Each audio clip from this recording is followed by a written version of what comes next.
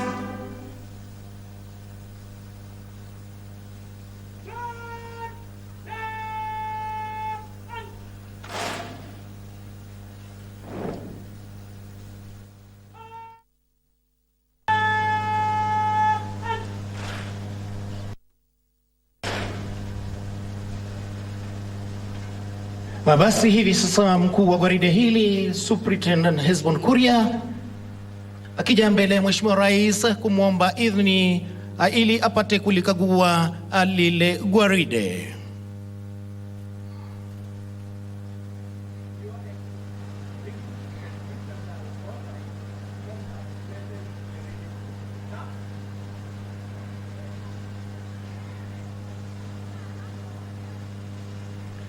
Basi kwa heshima kuu Mheshimiwa Rais amekubali kuikagua lile gwaride.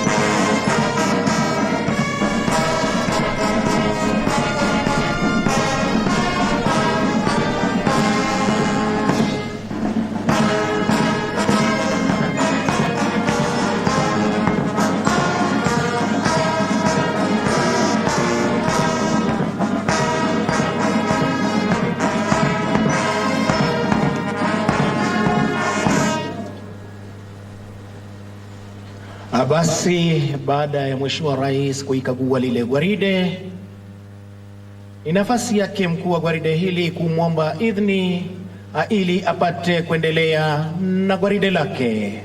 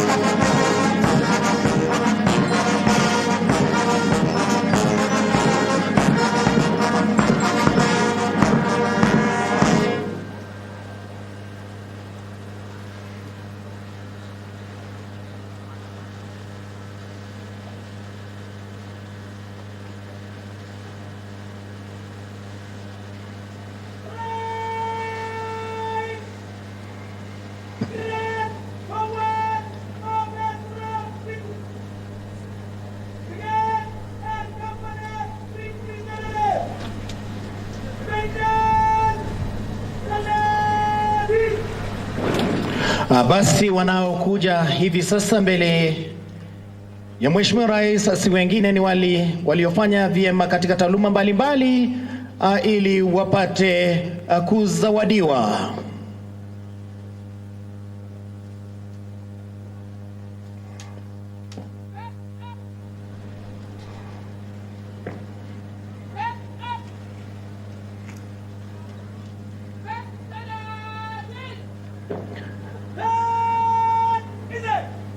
Karibu Mheshimiwa Rais kuwazawadi vijana hao waliofanya vyema.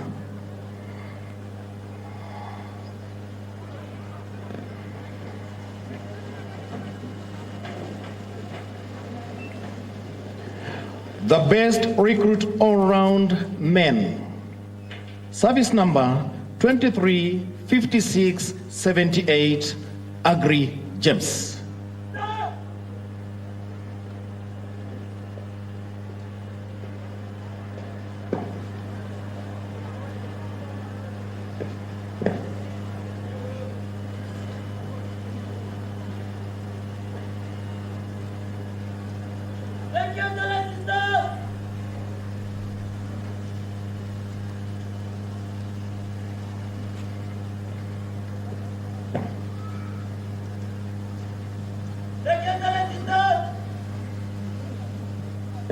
The best recruit representing PWDs, service number 229115, Amina Mohamed.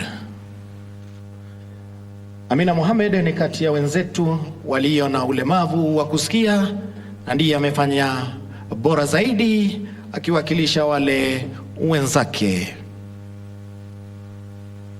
Huwa huzungumza kwa ishara. Hiyo ni ishara ya kumshukuru Mheshimiwa Rais.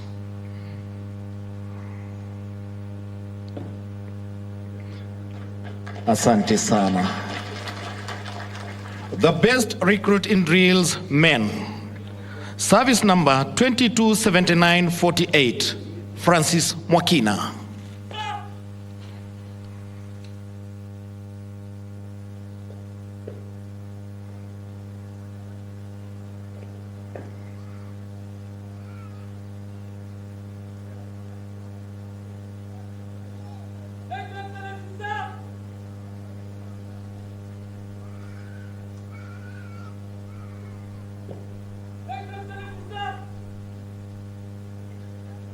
The best recruit in drills women, service number 235675, Mary Wanjiro.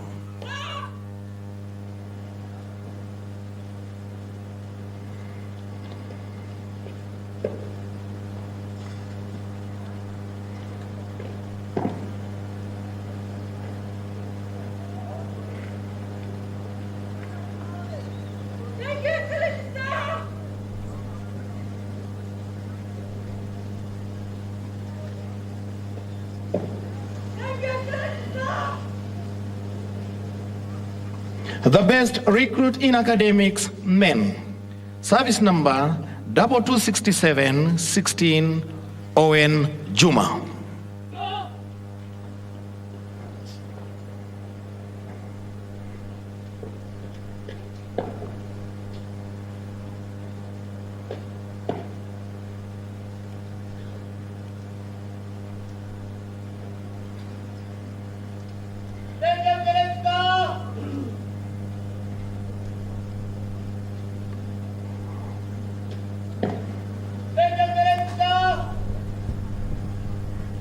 The best recruit in academics, women. Service number 234953, Eunice Nganga.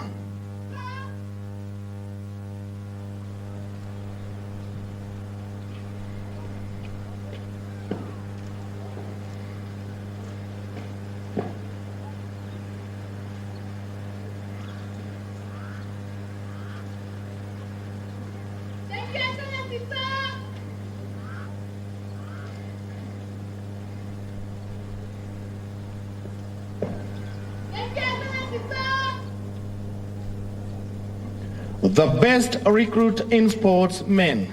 Service number 226734, Harrison Leseikar.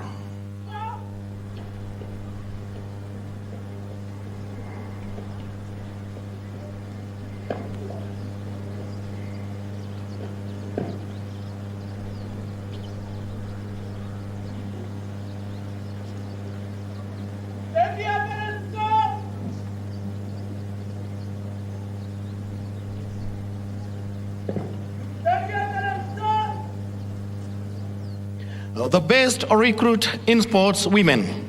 Service number 230019, Emily Kemunto.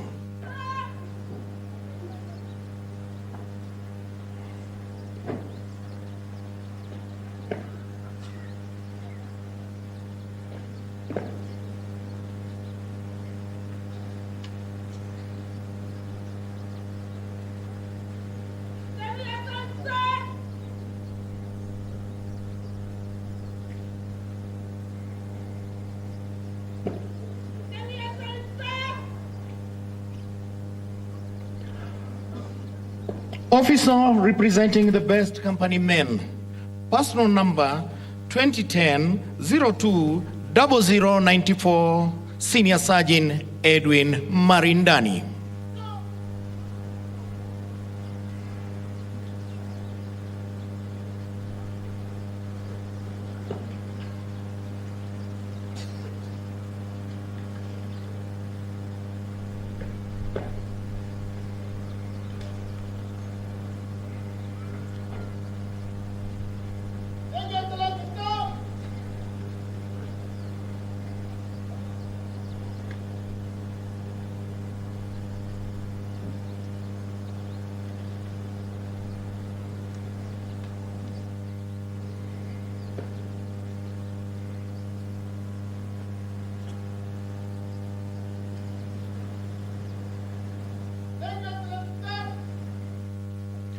Officer representing the best company women. Personal number 200-703-382, Inspector Cecily Njiru.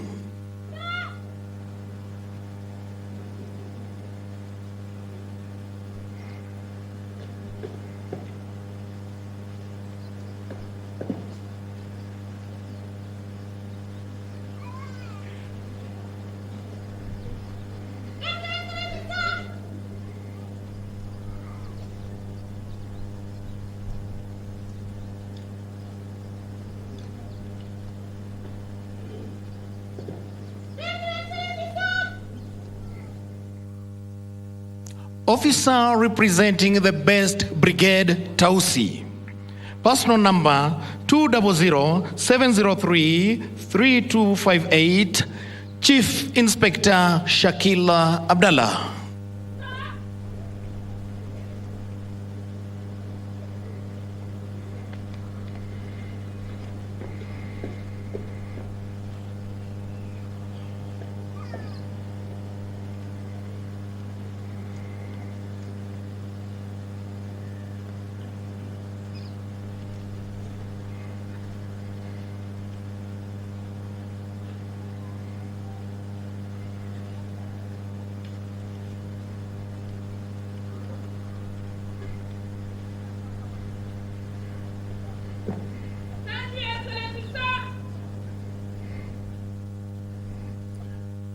Basi baada ya kutunukiwa zawadi waliofanya bora zaidi, hivi sasa ni wakati wa mkuu wa gwaride hili Superintendent Hesbon Kuria, ambaye ndo hubuni gwaride zote za vijana kwa huduma kwa taifa, kupata nafasi yake ili apate kuendelea na gwaride lake. Mheshimiwa Rais, naomba tukae tafadhali.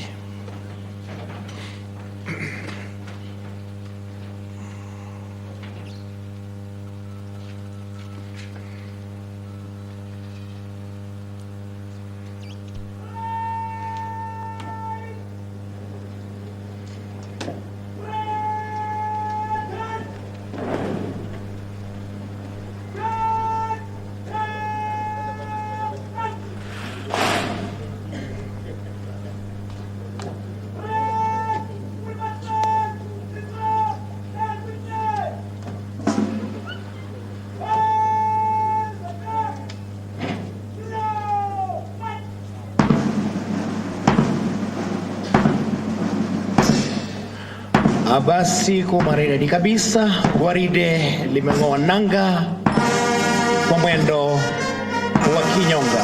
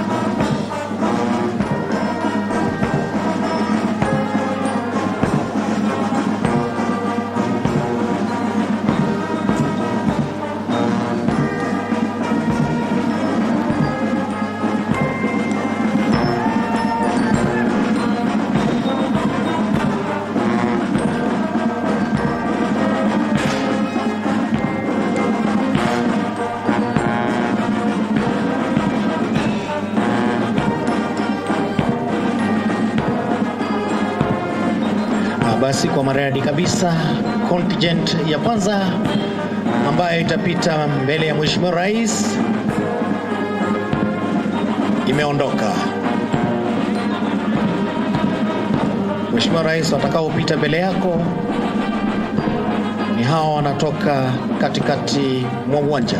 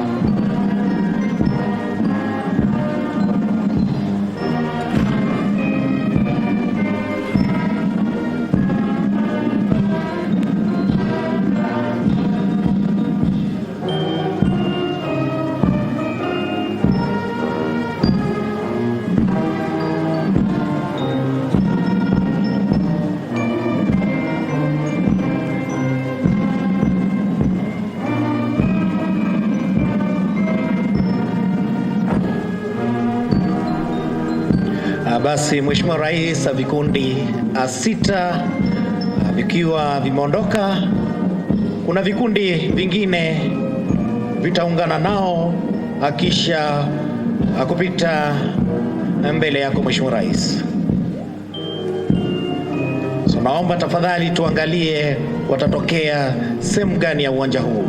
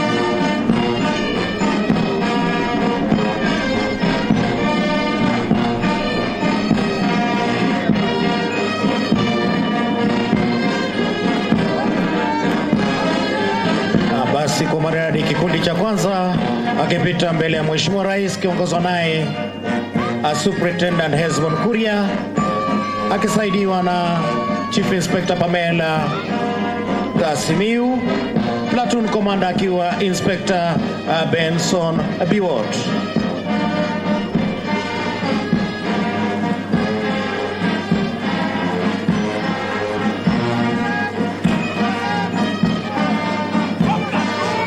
Platoon Senior Sergeant akiwa Rebecca Opio.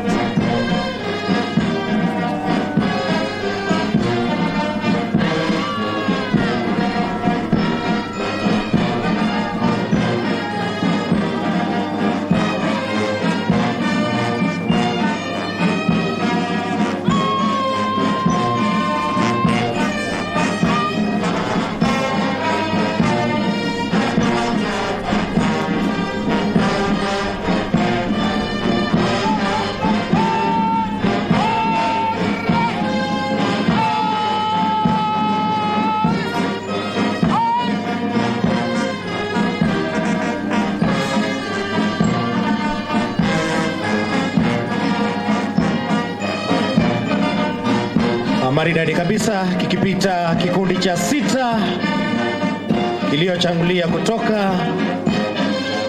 Vinavyofyata ni vile vikundi viliungana na wenzao hapo baadaye.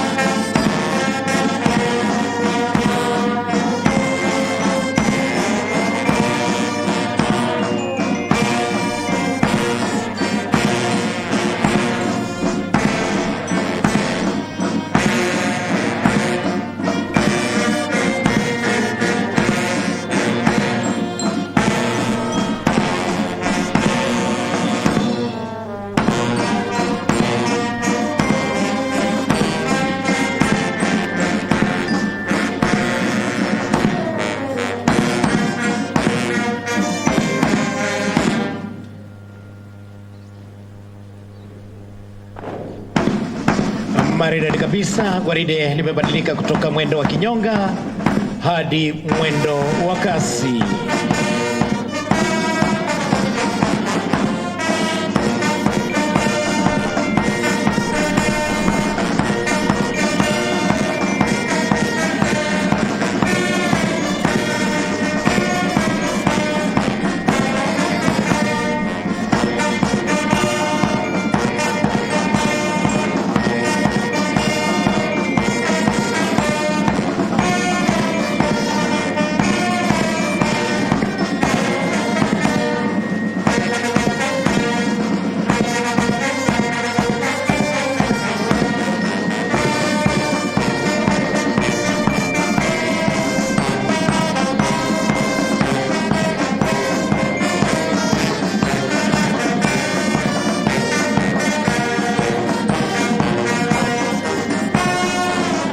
Basi Mheshimiwa Rais, katikati mwa uwanja ni vikundi 6. Upande wangu wa kulia vitatokea vikundi vingine 6. Kisha kuna vikundi 12 vitaungana na hizi vikundi viwili. Pia naomba tuangalie kwa makini watatokea upande gani wakiungana na wenzao.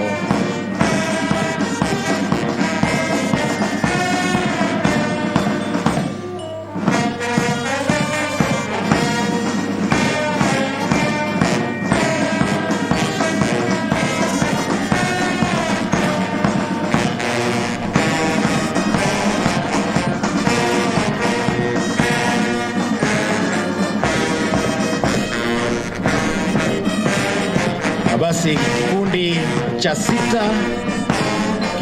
kikitokea upande wa katikati mwa uwanja. Upande wangu wa kulia kuna vikundi vingine 6.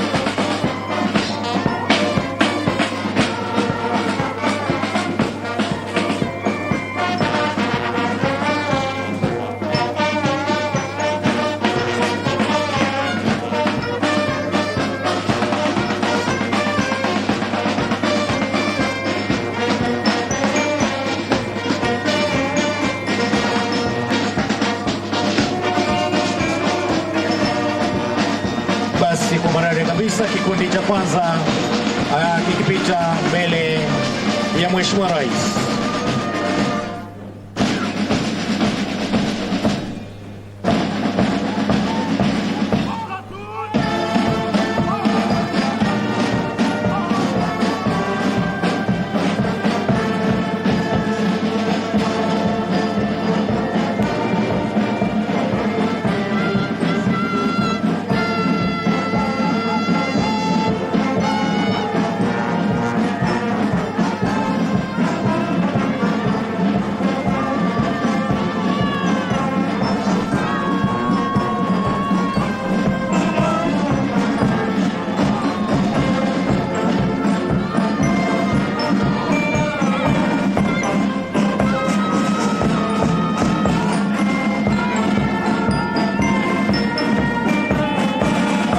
maridadi kabisa, kikundi kilichotoka katikati na vile vikundi 6.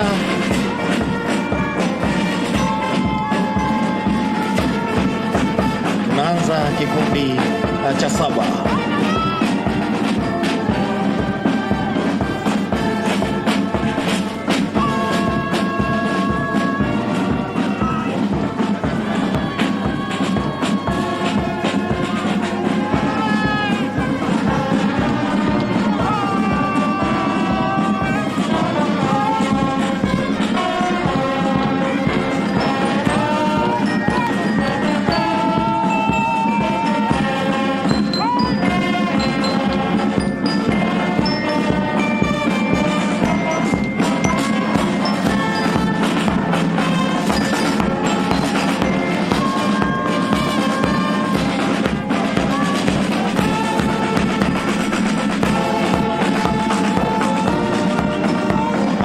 Mheshimiwa Rais, kinachopita ni kikundi cha 12.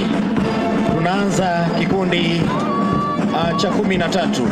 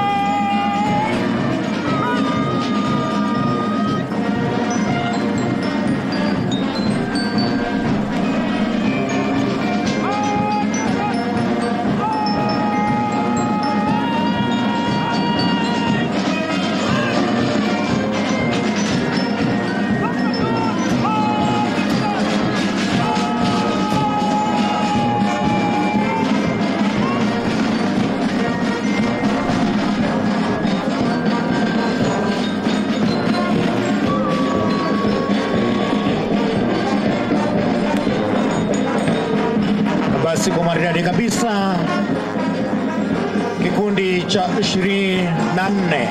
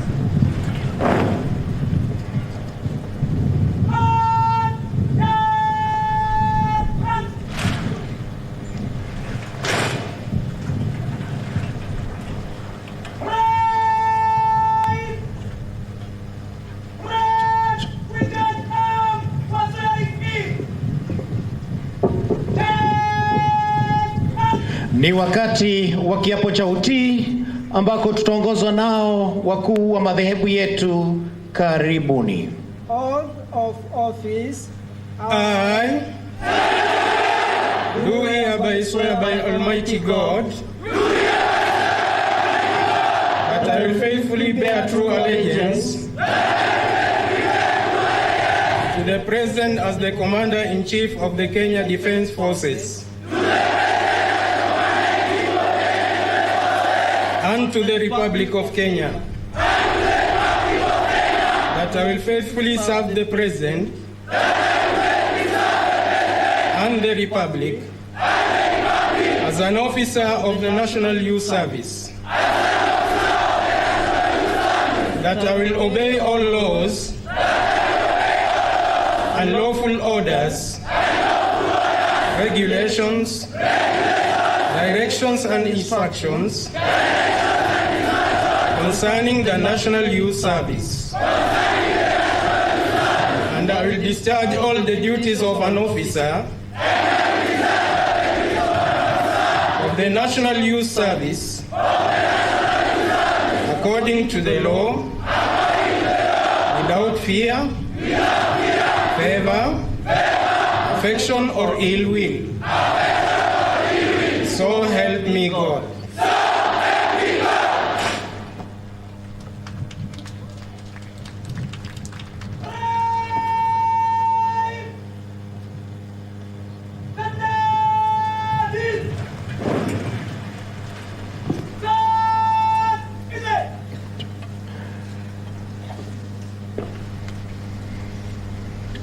Mheshimiwa Rais, na kwa idhini yako naomba nichukue nafasi hii kumkaribisha mkuu wa chuo hiki Abi Lois Koech apate kufungua kwa hotuba yake fupi, kisha kuendelea na ratiba iliyosalia. Madam Commandant, karibu.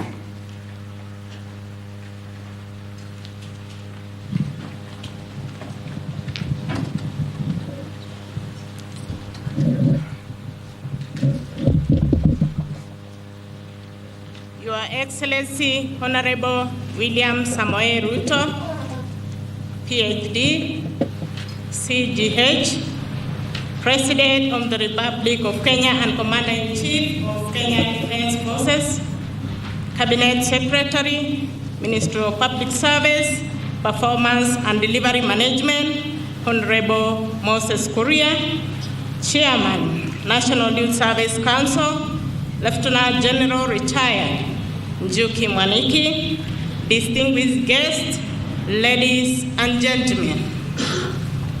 Your Excellency, may I take this opportunity to welcome you to National Youth Service Paramilitary Academy, Gilgil. It is now my humble duty to welcome the Director General, National Youth Service, to make his remarks. DG, sir, please.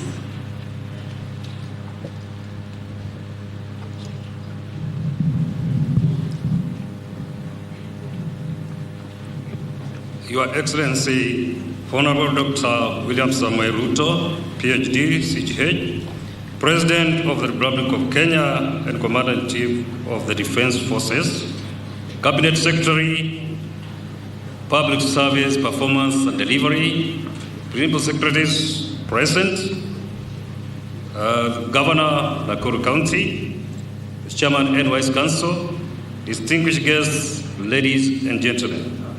Your Excellency, sir, it gives me immense pleasure to welcome you to National Youth Service. Before you are 10,521 graduates comprising of 6,861 servicemen and 3,660 servicewomen, including 47 persons living with a disability. Your Excellency, these graduates have passed the rigors of paramilitary training and are ready to move to the next phase of the National Youth Service Program. With your permission, sir, may I now invite Cabinet Secretary, Honorable Moses Kuria to give his remarks and continue with the rest of the program. CS, please.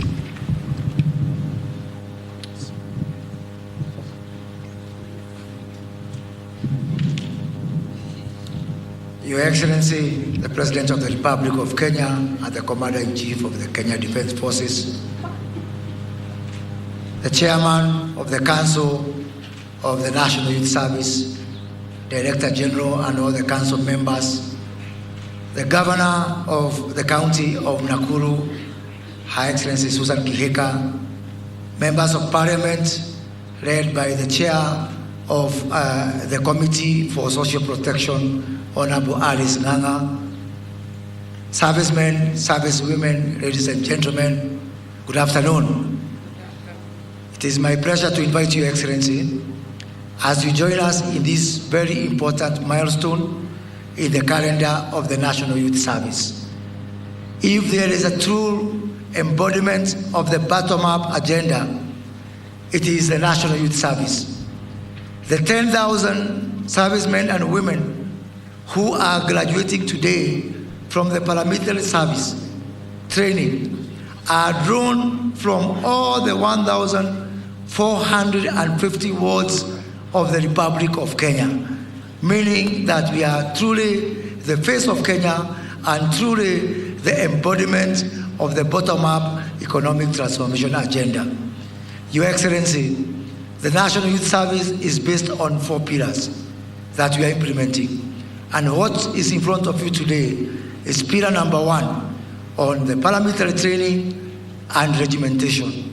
Regimentation because in the National Youth Service, we believe that by working together in groups, it builds discipline, the right ethos and values, and also it gives us a chance to instill a sense of patriotism.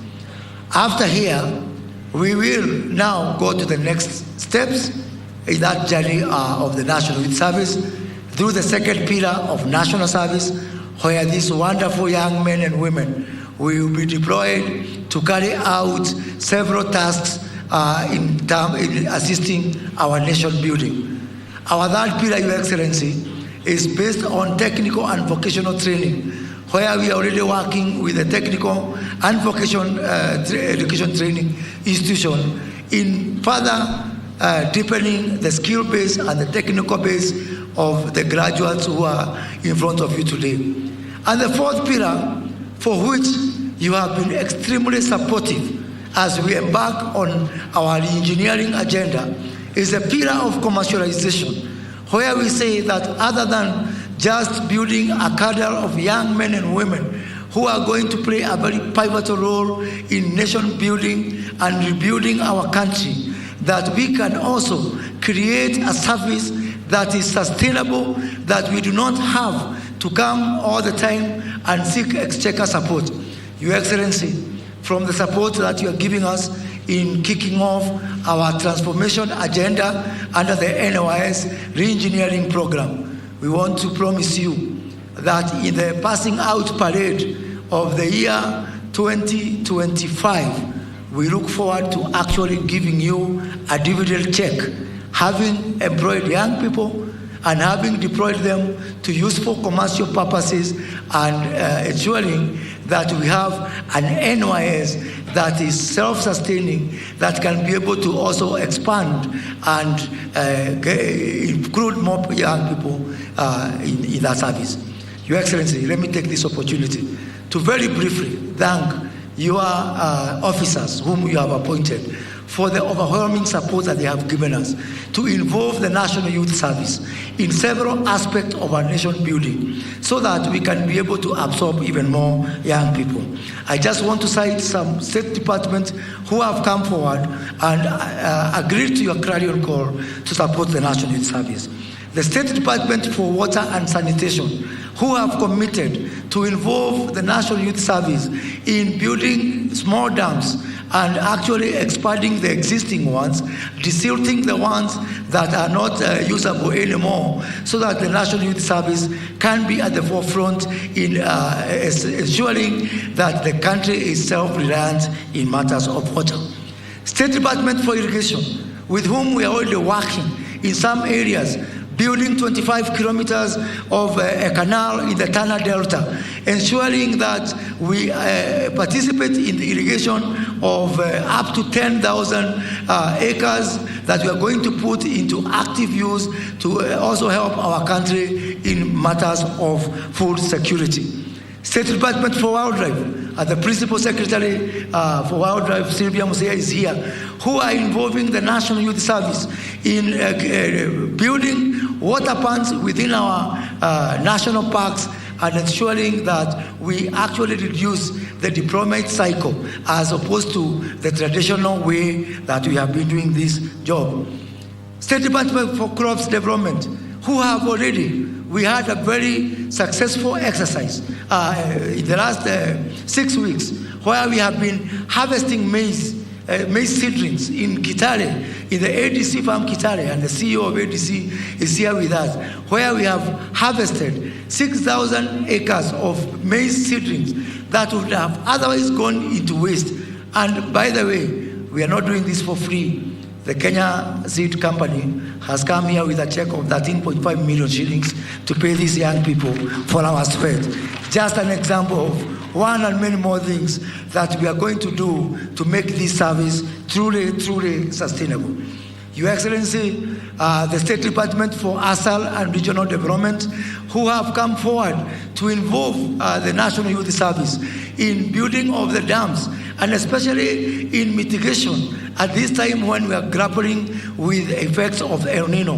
The National Youth Service and the State Department for ASAL, alongside our other discipline forces within the National Police Forces and the Kenya Defense Force, are right in the forefront of ensuring we have got mitigation from the current El Nino. State Department for Forestry has been very, very, very supportive. Already, all our 22 units within the National Youth Service has been allocated a forest, which we have adopted, and we are embarking in the process of planting trees, each unit covering its own forest. To date, just within this season, we have planted up to 1.3 million trees, and our ambition is that before the end of this financial year, we are going to plant 200 million trees across the country as we try to also mitigate the effects of the climate change. And again, we are not just doing this as an act of charity. Working with international climate organizations, during the ongoing COP28, we managed to get partnership from the Global Center for Adaptation, from the Africa Finance Corporation, who have agreed to make the National Youth Service a center of excellence in matters of climate adaptation, climate mitigation and resilience, and more importantly, in monetizing the trees that we plant and all the other interventions we make in offsetting carbon credits from those people who are polluting our environment. Your Excellency, the Kenya School of Government, which is also within our ministry, is going to build a new campus in Vihiga to the tune of 800 million shillings, a project that will be undertaken exclusively by the National Youth Service so that we can continue to employ even more young people. And because we are expecting the Kenya School of Government to have a very huge demand, because we are introducing mandatory training for all public servants in the bottom-up economic transformation agenda. So to be able to expand our capacity, we have called upon the National Youth Service to come and help us in this agenda. Huduma Kenya is another state body that we want to cite against within our ministry. And working with our members of parliament, and I have here today the chairman of the parliamentary committee on the National CDF, Honorable Musa Silma, and the chair of the National CDF board, Honorable Olago Aluj, who have, in a very remarkable development, in partnership with the Ministry of ICT, where we have merged the concept of the Jitume Center for the digital jobs for our people with our Huduma centers to offer Huduma services in every constituency, funded by the national government CDF, and with the labor being provided exclusively by the National Youth Service so that we can be able to expand the job opportunities for our youth. Your Excellency, State Department for Housing has been very exemplary in this endeavor. all the early works within our affordable housing agenda and within all our markets have been done by the National Youth Service, starting from Eldoret Market, which we are going to start deploying on Monday. And finally, Your Excellency, the National Employment Authority is partnering with the National Youth Service to provide jobs for these young people to go out there and get jobs abroad. As we speak, we've just deployed for the first batch of 40 service and men and women who are going to the UK for readily available jobs in the UK. And we have agreed with the State Department for Labor that we are going to have 50% of everybody going to work out there coming from the job and the labor provider number one, which is the National Youth Service. Your Excellency, it can only get better. And we look forward to working with all state departments to ensure that the first provider of labor of choice is the National Youth Service. To achieve this, Your Excellency, as I conclude, we have to do two things. One is just to keep the focus. We intend to keep the focus. Nothing is easy. In the beginning, the plan which your government is rolling out might appear painful as unpalatable to some. And in fact, we might get complaints here and there. I want to encourage you to follow the footsteps of my namesake, Moses of the Bible. When the children of Israel left Egypt and they went into the wilderness, they were crying. And some were even saying, afadhali uturudisha kwa Farao. Na Farao hata alikuwa anawachekelea, anawaambia niliwaambia mtajuta, afadhali mrudi huku. Lakini walipofika huko Canaan, hata hakuna mtu alikumbuka ile mashida tulikoa nayo kwa njia. So we are going to keep the focus, because once we cross to the other side, even those people who are making noise today, like the children of Israel, they will not remember the problems that they had in the wilderness. We also intend to be innovative. We have to look for different ways to do things for us to change this country. We cannot do things the same way it has been done and expecting different results. Even the person who invented the car, in the beginning, people are resisting, and they say they don't want the car. They want faster horses. But in the end, today you cannot imagine life without the car. So we will keep the focus. We will try different ways. We will try to be innovative, and we will move and transform and change this country, because that is what the people and God expect of us. And now, Your Excellency, let me take this opportunity to invite the governor of the county of Nakuru, who is our host. Your Excellency, you are sitting in a very interesting ward, the ward where we're sitting today. Last year, on the 9th of August, they went to the ballot to elect 6 people. Out of all those 6 people, you are the only man they elected. The MCA is a woman, the MP is a woman, the senator is a woman, the woman obviously is a woman, and the governor is a woman. So if there might be some constitutional issue around that, which I have told Susan we have to look at it, even as we look at the issue of the 2-thirds rule, and you are privileged to represent all of us endangered men species in that endeavor. Madam Governor, welcome.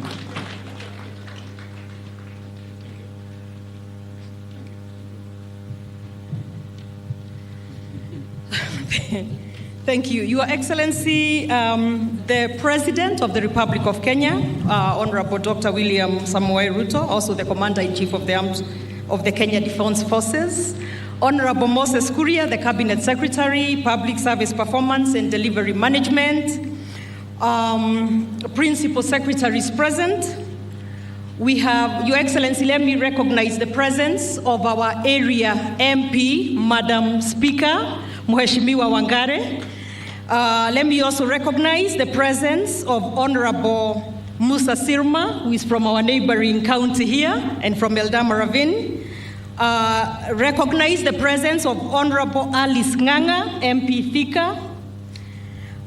The presence of Honorable Hilary Kosgei, MP Kipkelion West. The presence of our Deputy Speaker of the Senate, the Senator of Meru, Mheshimiwa Kathuri Murongi, and the presence, Your Excellency, of our area MCA, Mheshimiwa Rose. And Mheshimiwa Kuria, sisi ndio tuko, wa mama. Your Excellency, also, let me recognize, the James Temboro, Acting Director General, National Youth Service, Lieutenant General Retired Mwaniki, the Chairman of the National Youth Service Council, Lois Koech, the Commandant of the NYS Paramilitary Academy, and all the ladies, distinguished ladies and gentlemen, and the graduates this morning. Your Excellency, it is my privilege and distinct honor to welcome you to Nakuru County this morning at the pass-out parade of the National Youth Service recruits here at the NYS Paramilitary Academy in Gilgil, Nakuru County. From the onset, Your Excellency, I want to appreciate the very cordial and complimentary manner by which the national government has worked hand in hand with county governments in the discharge of services to the public under their respective mandates as provided for in the Constitution. I want to assure you that we as Nakuru County are committed to working closely with your government as we seek to grow our county. Your Excellency, Nakuru County is proud to be the home of the National Youth Service, a critical institution charged with the duty of empowering young people with knowledge, skills, experience, and values that prepare them to exploit their potential, earn a decent livelihood, and apply enterprise for the betterment of Kenya. I hold the conviction that the training recruits undergo for the 6 months that they're here in this school not only prepares them for the highly competitive job market, but it also equips them with technical know-how to survive and thrive in the job market. I note with great level of appreciation, Your Excellency, that the NYS Paramilitary Academy is famed for training recruits in high-level practical vocational skills that are on demand during the implementation of national development projects, especially those aligned to the bottom-up economic transformation agenda, better, such as affordable housing. Indeed, whereas these projects require adequate training and adequately trained labor force, Your Excellency, the truth is that the majority of our counties, Nakuru included, exist inadequate labor in the market for these very technical skills due to lack of relevant certification. So in the wake of this inadequacy, the county government of Nakuru is working with the State Department of Housing and Vocational Training and agencies such as International Labour Organization, National Industrial Training Authority, and National Construction Authority to train our labor force for certification purposes. More than 3,000 artisans are currently undergoing training in order to benefit from the affordable housing program. This is an area that my government will readily collaborate with the NYS Paramilitary Academy to train our artisans. A program that twins our vocational training centers with the NYS Paramilitary Academy to not only train but prepare a curriculum that currently meets the needs of job markets that are highly recommended by our government, Your Excellency. Your Excellency, Nakuru has witnessed the high skills of NYS teams, especially during emergencies in areas outlying this college. More often than not, NYS has helped us with fire engine and water bowsers to handle emergencies here in Gilgil and Naivasha. While we are humbled by this timely assistance at our hour of need, we would like to extend this collaboration to cover our key programs such as drilling of boreholes, drainages along our roads, opening up of feeder roads, graveling of roads, desilting our dams, and these basic programs are the roadblocks of our growth, and we are ready to work with the NYS. To the recruits who are passing out today, the NYS is one of the very great training grounds of our government. And we are very thankful for empowering the youth here today. So congratulations to all of you who are graduating today. And we now welcome you to join us in building our nation, the great nation of Kenya. Asanteni. Thank you very much.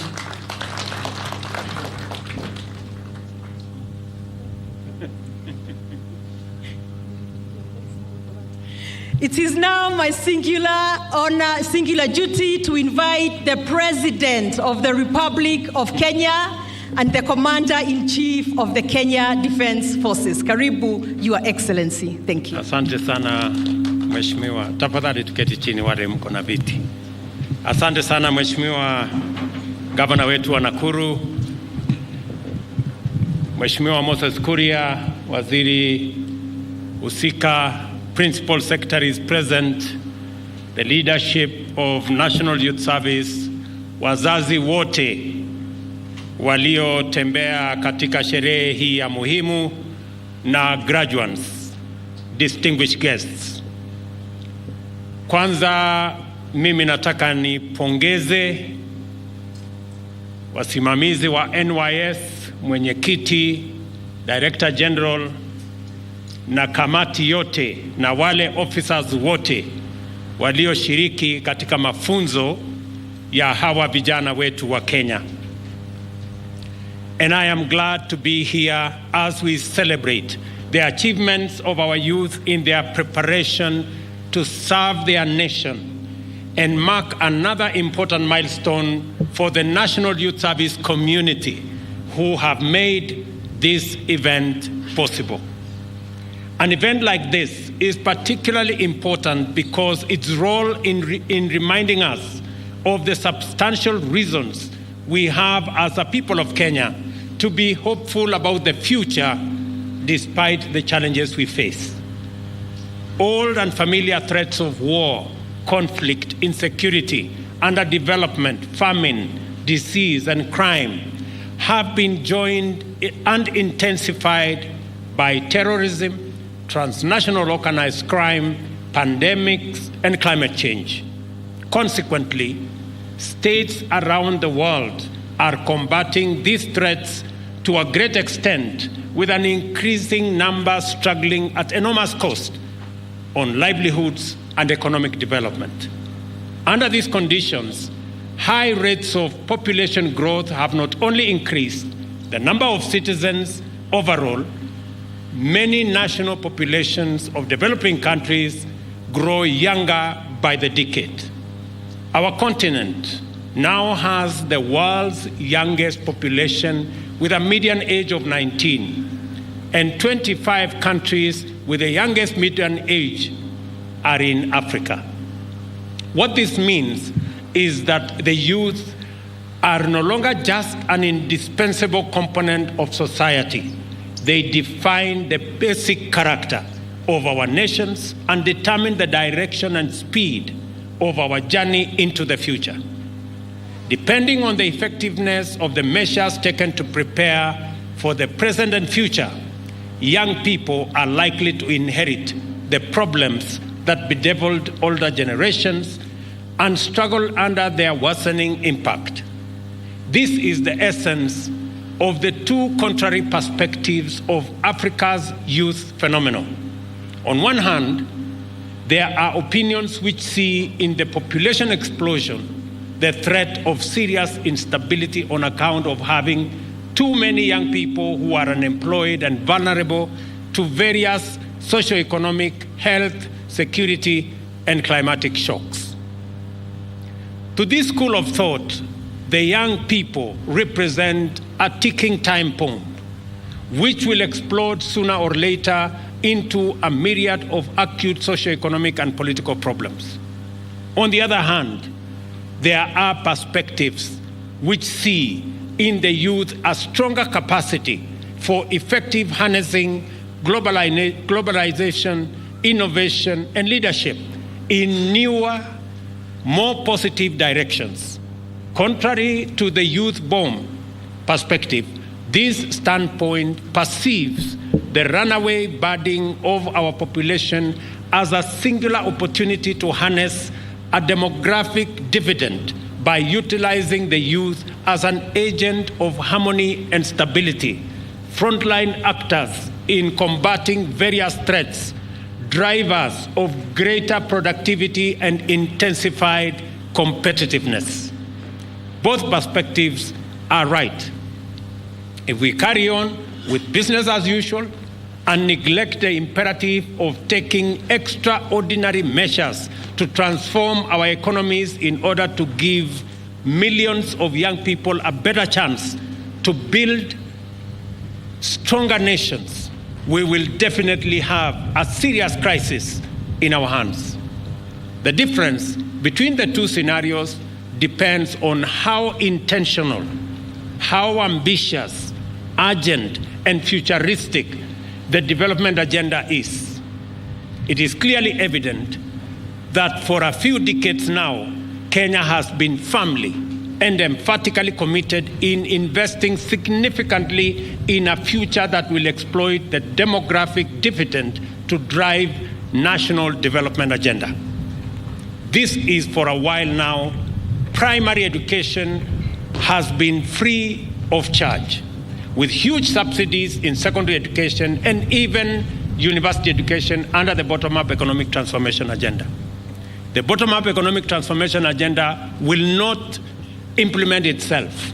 On the contrary, our best chance of actualizing the Kenya we want in social, economic, political, and even cultural terms is by wasting no opportunity in equipping our young people with the skills and capabilities that are not only competitive and relevant in the current global market, but also firmly aligned with the imperatives of the radical transformation of our economy.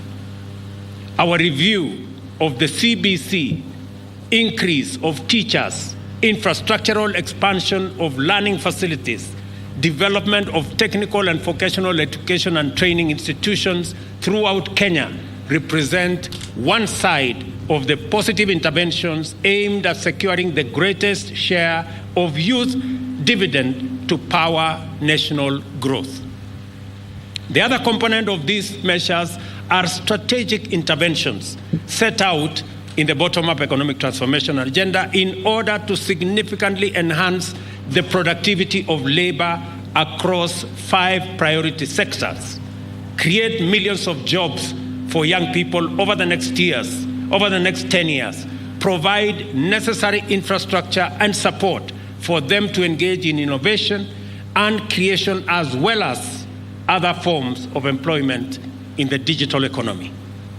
The National Youth Service is not just a witness and a participant of our bold intention to enlist the youth as the leaders and drivers of Kenya's transformation. It is an example of a dedicated program for empowering our youth for a lifetime of service across all sectors. This organization has re-emerged to become a highly trusted incubator of disciplined, self-motivated, skilled, productive youth who continue to make significant contribution to the success of various entities in both public and private sectors.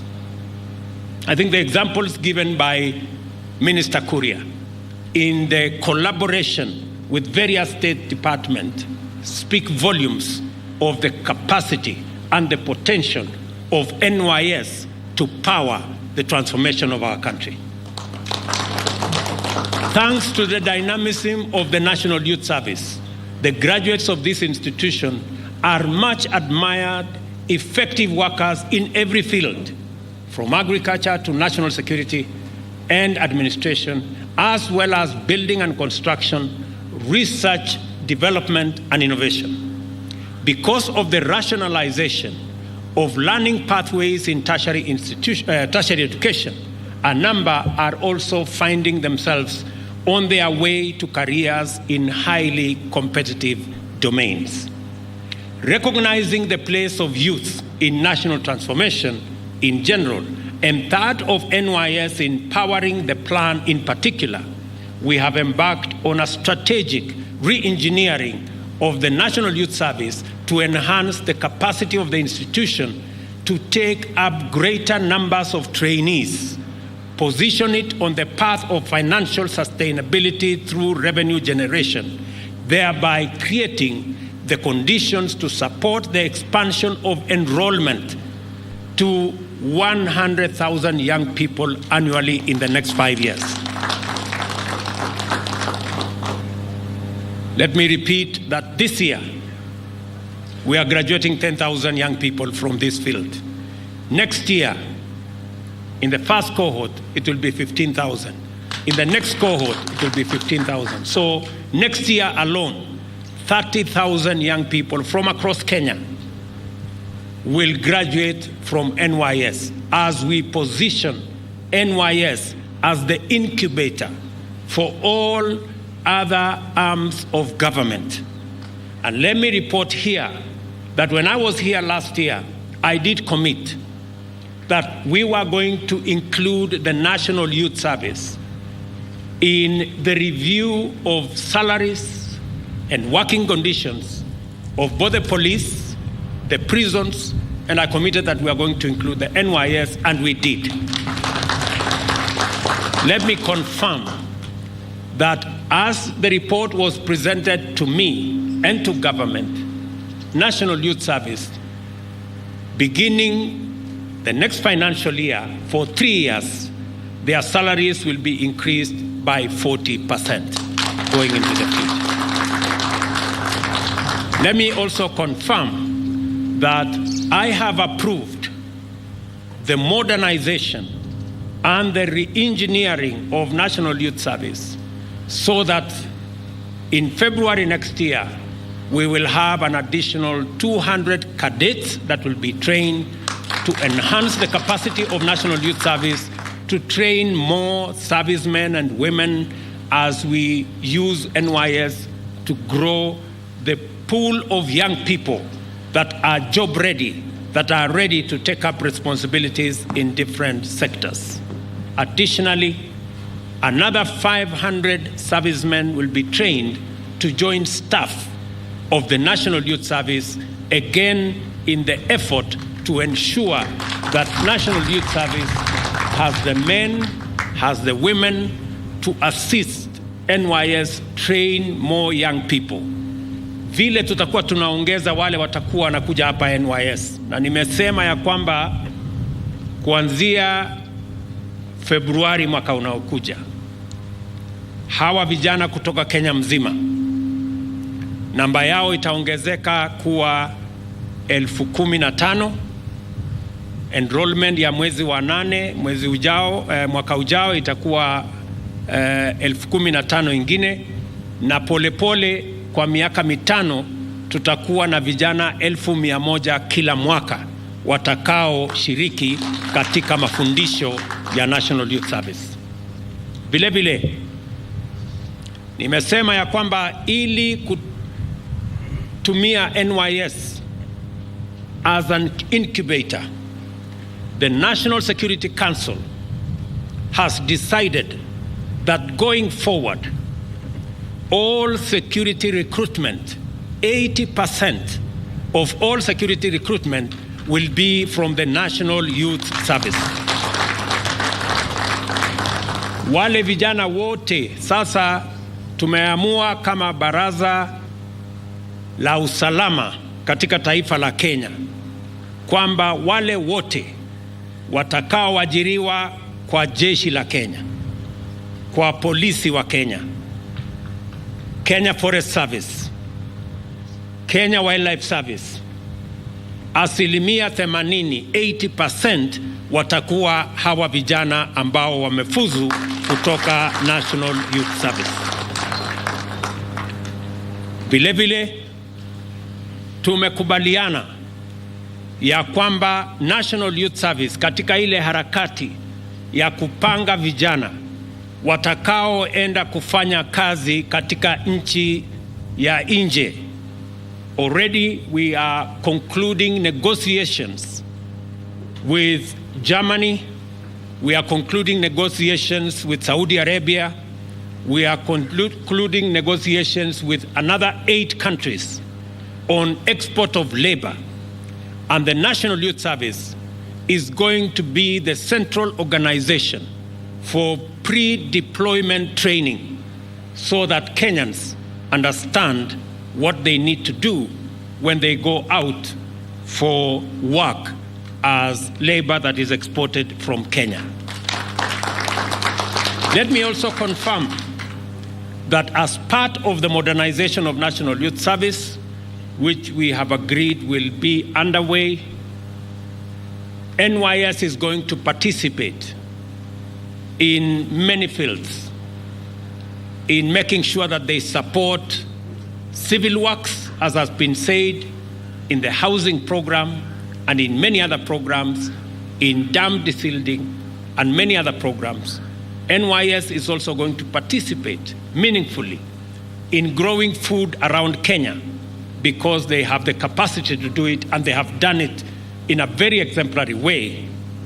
We are going to enhance and modernize the equipment that NYS have.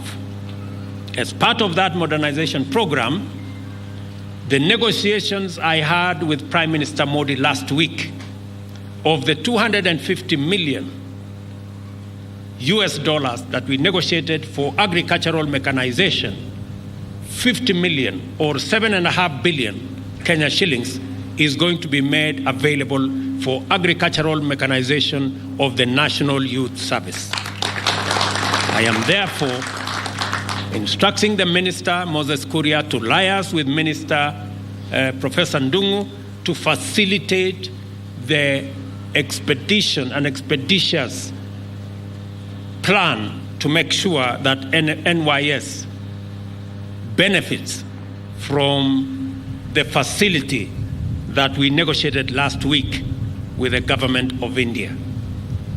The strategic plan covering 2023-2028 identifies the appropriate business model and governing framework to deliver the ambitious objectives of re-engineering framework that was developed by the National Youth Service leadership in conjunction with a multidisciplinary team of experts led by the University of Nairobi. It is important that the National Youth Service doesn't just offer theoretical and practical training within its campuses, but it also tests its output in the marketplace in order to constantly improve its relevance and competitiveness while generating revenues to sustain its programs. I welcome the suggestion by the Governor of Nakuru to work with the National Youth Service in your TVETs and in your vocational training colleges. We will make this facility available for you or your facilities so that we can use this facility to support your TVET and your vocational institutes. Already, the National Youth Service re-engineering blueprint is bearing fruit. The service has already expanded the acreage under food cultivation to support the food and nutrition security component of our agenda, from 1,600 to 2,500 acres already under production. The National Mechanization Program under the Ministry of Agriculture and Livestock Development is an opportunity to enhance the activity in the Mavoloni and other river field units after the completion of the mega dams intended to supply a total of 1 billion liters of water for irrigation, among other uses. And I look forward to looking at that plan, and I look forward to being brief about the development of that plan so that we can support it and actualize what NYS has planned to achieve. Similarly, it is commendable that the infrastructural expansion of NYS itself is relying on its internal skills and capacities. The construction of the Yada field unit will, for instance, use over 80,000 interlocking building blocks in building 6 new classrooms by February 2024. As a result, the Advanced Building School will be able to relocate from this campus to Yatta, thereby creating space for additional recruits, as I said, for the next cycle of recruitment. I congratulate the National Youth Service for completing the development of infrastructure which had remained stalled for many years. Barracks with capacity of 700 people, together with classrooms which accommodate 150 trainees, each have now been completed, and with the fabrication of 10,000 beds by the NYS Engineering Institute, the service will now be able to increase recruitment, as I said, from 10,000 to 15,000 at the next intake as we embark on the journey to ultimately expand capacities of NYS. For its part, the National Youth Service Mechanical and Transport Branch continue to drive self-reliance through the promotion of efficiency in the management of vehicles, plant, and equipment to profitably serve trainees and other stakeholders. For example, trucks and excavators have been leased out to the East African Portland Cement Company to support mining operation, and similar arrangements have been implemented in Machakos, Makueni, Elgeyo Marakwet counties, among others. I take this opportunity to also highlight the outstanding contribution of the service to the National Tree Planting and Landscape Restoration Campaign by propagating 35 million seedlings in various field units across the country, planting 10 million of these and making the balance of 25 million available for sale to various public and private sector entities.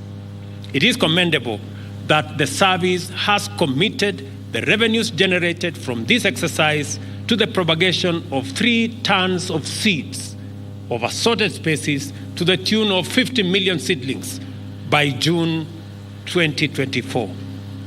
Elsewhere, the NYS is collaborating with the State Department of Interior to desilt the tributaries of River Nyando and clean canals connected to it in order to prevent flooding during heavy rains. This program has now been extended to Nyakach, where dikes are also under construction with the same objective. Further, the service has now developed a mature and effective collaboration with the National Police Service in crowd control, securing strategic installations, the provision of emergency response services, including at the Integrated Communication Command and Control Center that is now very useful even as we manage the El Nino challenge.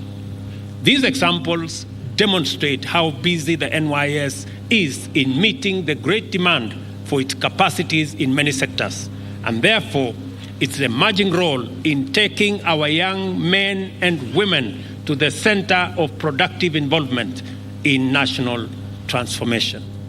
The National Youth Service, ladies and gentlemen, therefore provides an eloquent answer to how Kenya has approached the youth question.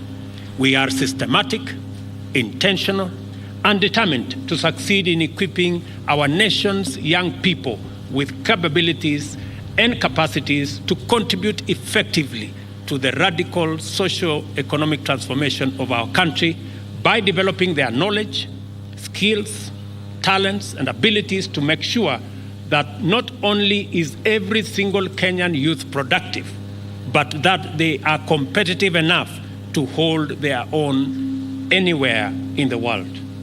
Every day, through consistent investment, robust strategy, and deliberate implementation, we bring the nation closer to the abundant fruits of our young and youth dividend. With our youth, our investment in the future is secure, and our capacity to confront the daunting challenges of today and tomorrow is strong. The National Youth Service is therefore an iconic institution whose entire identity represents the power of our national values in action, the promise of reimagining Kenya's nationhood irrevocably anchored in our national values and our capacity to face a complicated and uncertain future with a lot of confidence. This graduation ceremony is therefore a milestone in NYS's journey to mobilize young Kenyan men and women to make their full contribution to the transformation of our economy, and a compelling demonstration of the Kenya's limitless promise when youth are equipped to lead the way into the future. I congratulate the National Youth Service community in its entirety for this achievement, and especially the tutors and parents who have engaged the trainees directly and continuously, motivating and supporting them to stay the course and do their best. I also commend and congratulate the graduates for completing their courses and taking a major step in getting ready to make Kenya a shining example of youth-driven transformation. I wish you great success, young people, and God's abundant blessings in the journey ahead as you proceed to forge a winning path for yourselves, your families, your communities, and our great nation, Kenya. Nawatakia baraka za Mungu katika safari yenu mkikamilisha hapa. Sasa mtaenda katika National Youth Service itself, na tunataka mafunzo mliopata hapa na pale mbele mtapata training katika sehemu mbalimbali, katika vitengo mbalimbali, ujuzi wa aina nyingi. Sote tutashirikiana pamoja na nyinyi. Asanteni sana na Mungu awabariki. God bless you. Thank you very much.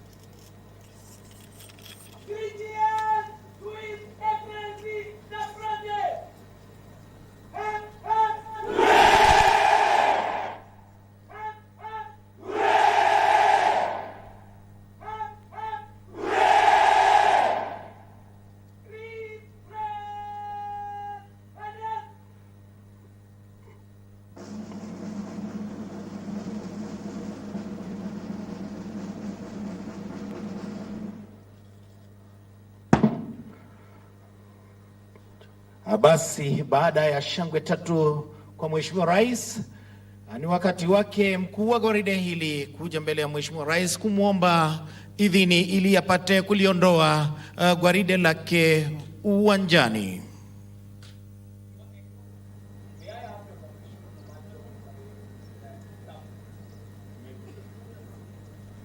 Basi mshapata idhini kutoka kwa Mheshimiwa Rais ili apate kuondoa gwaride lake uwanjani.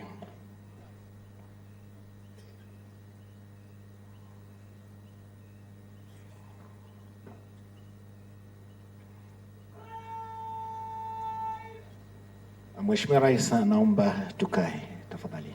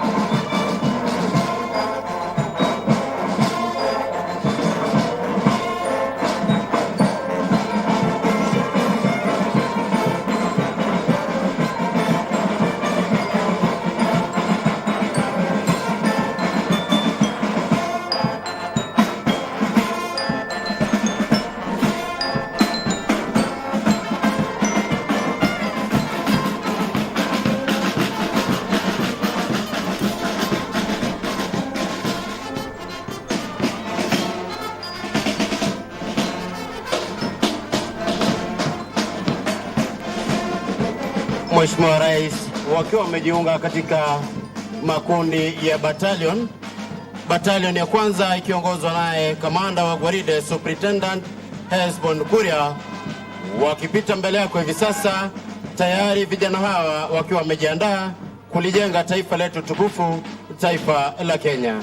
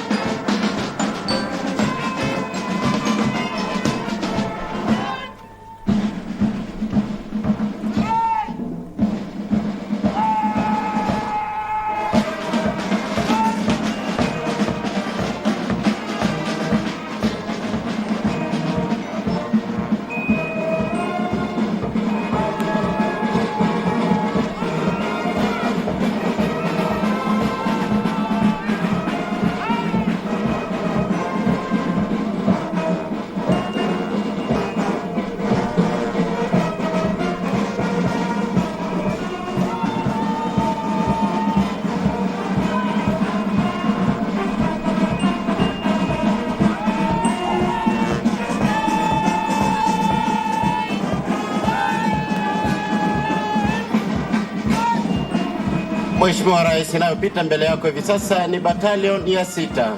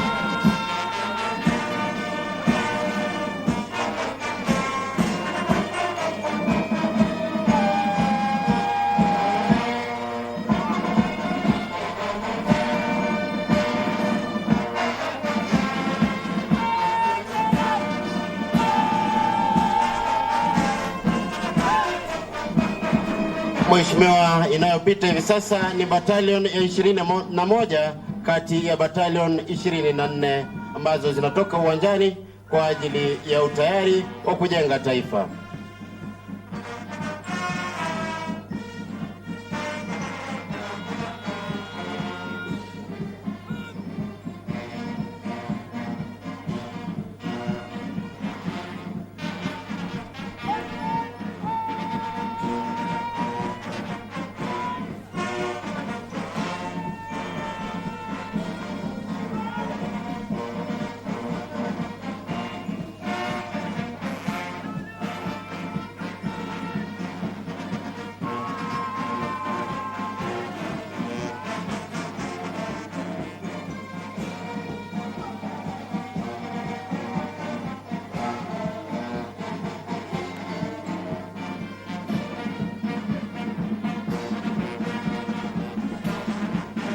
Ya mwisho Mheshimiwa Rais, wanaopita mbele yako ni battalion ya 24, nyuma wakiwa wamepambwa naye parade RSM na parade adjutant.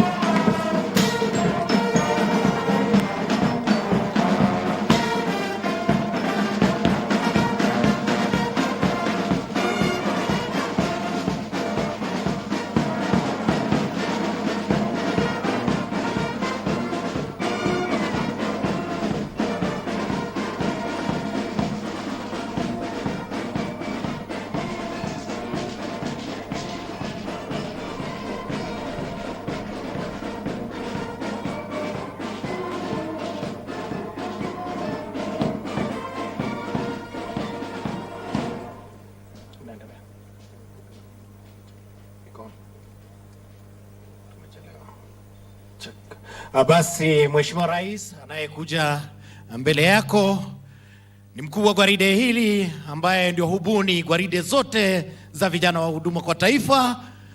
Nyuma yake ikiwa Director of Music, akuja mbele ya mgeni wa heshima kuconfirm ya kuwa wamemaliza kazi yao.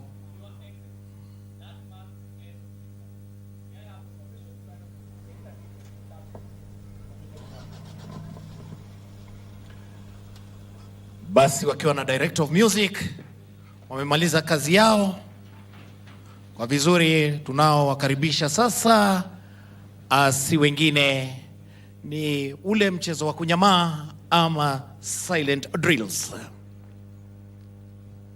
Basi anaingia katikati mwa uwanja ndiye anayeongoza mchezo huu wa silent drills, Inspector Jackson Kimani akisaidiwa na Koplo Nicholas Achola, Koplo Sheila Korir na Private Joseph Kungu. Basi kwa kawaida askari lazima aombe ruhusa kwa mgeni wa heshima ili apate kuendelea na maonyesho ambayo anayo.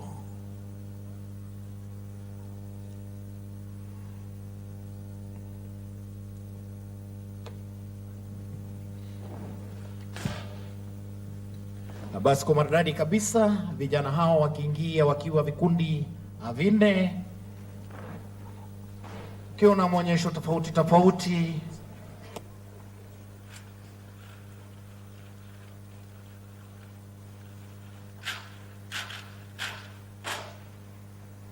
mchezo huu wa kunyamaa, fanya vitendo tofauti tofauti pasipo na amri kutoka kwa yeyote. Basi naomba tujumuike, tufurahikie maonyesho ambayo hao vijana watakao tuonesha.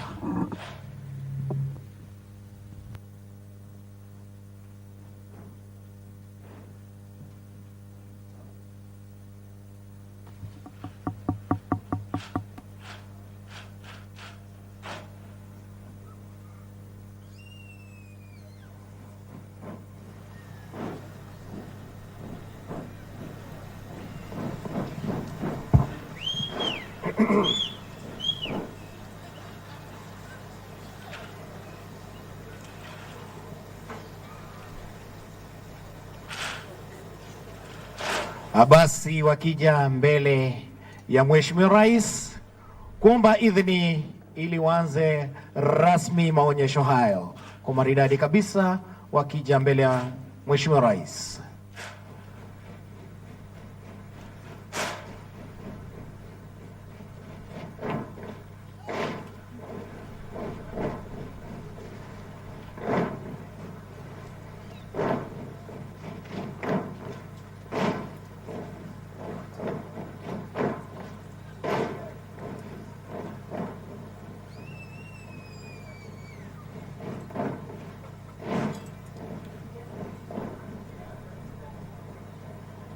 Naambiwa ya kuwa kama hujapita hesabu hapa hupawezi.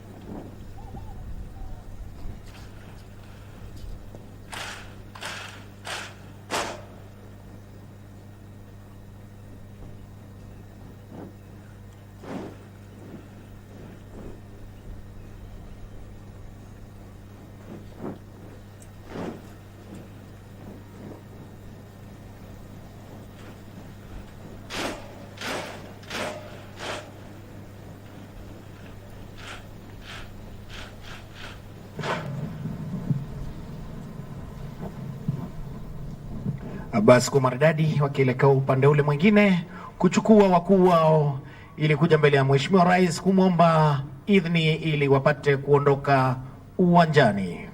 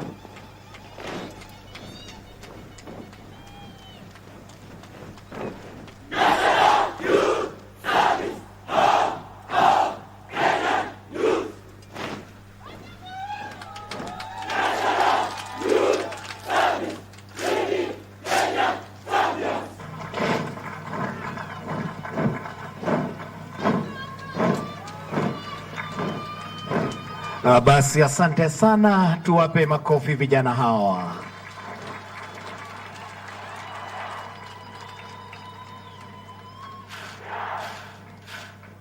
Wanaoingia hivi sasa ni wale wanaocheza ule mchezo wa taekwondo chini ya uongozi wake Atilen Odongo.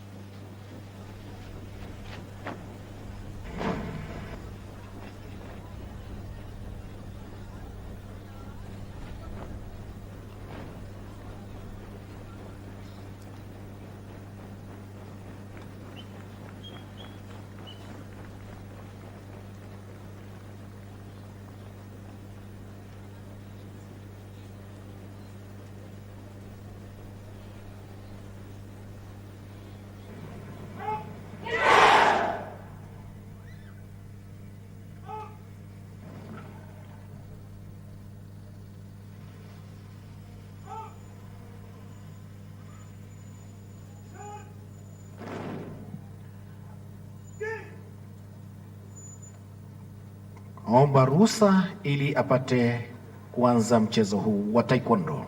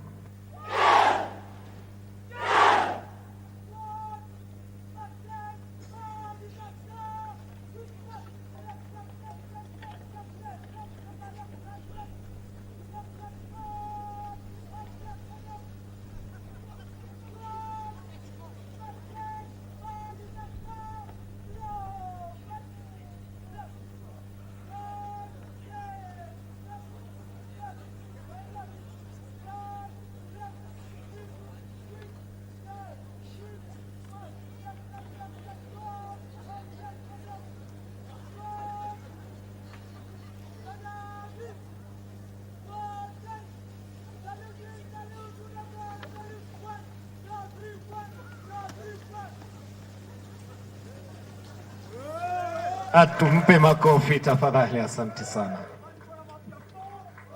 Basi mchezo unaofuata unajulikana kama a street fight.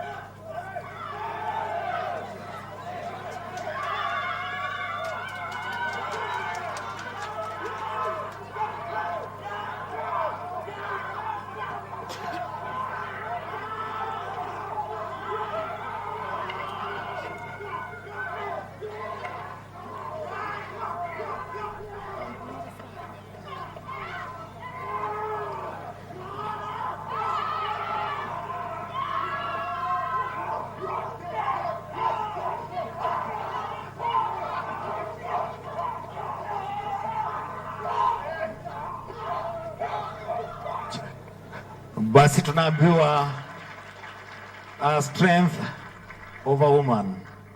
Kazi yake nzuri, Madam Commandant, Madam Lois Koech.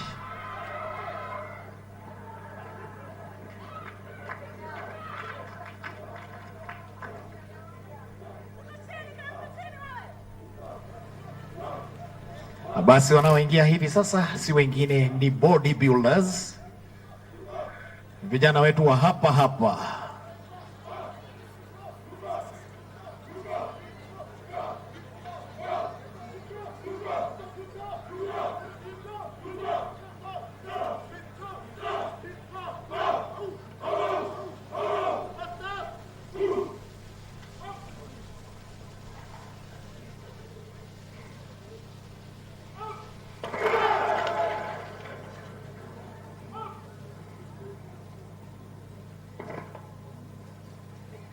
Basi Mheshimiwa Rais, hawa vijana wetu hawakuli sana.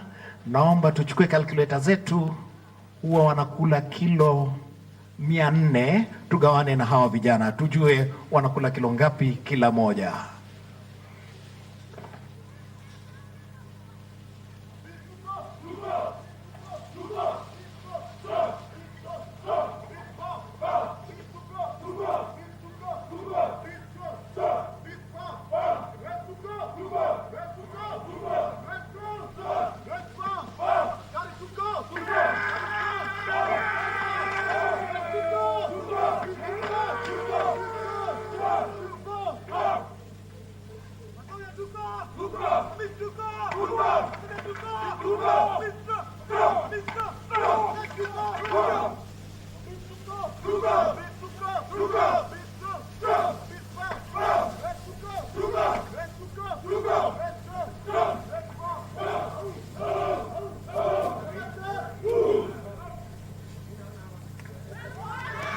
Asante sana.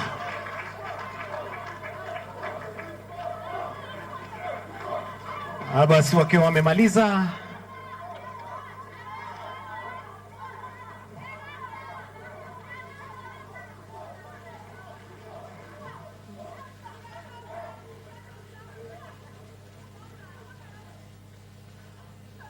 basi maridadi kabisa, tuongeze makofi tafadhali.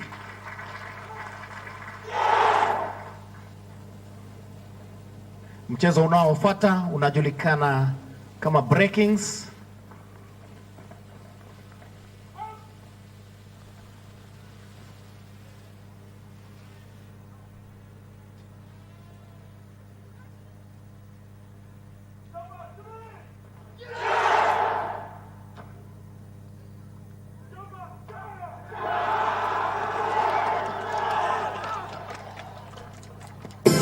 Planting a tree should be the most urgent task for each one of us today and every other day.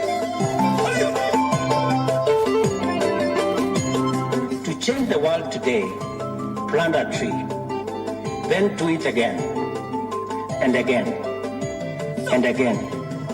There is no need to stop because there will never be a time in our life when trees do not make sense.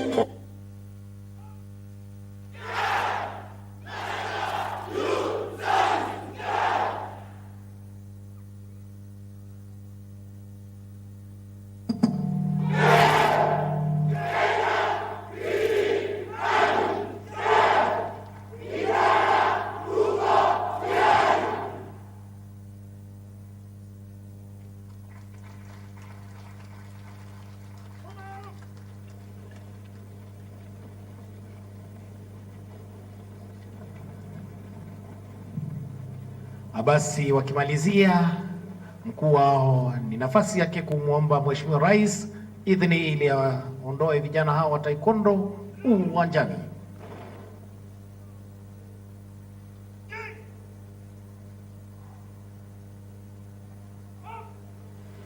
Basi wakiondoka hivi sasa, tutatumbuizwa nao kwaya ambayo wanaingia hivi sasa.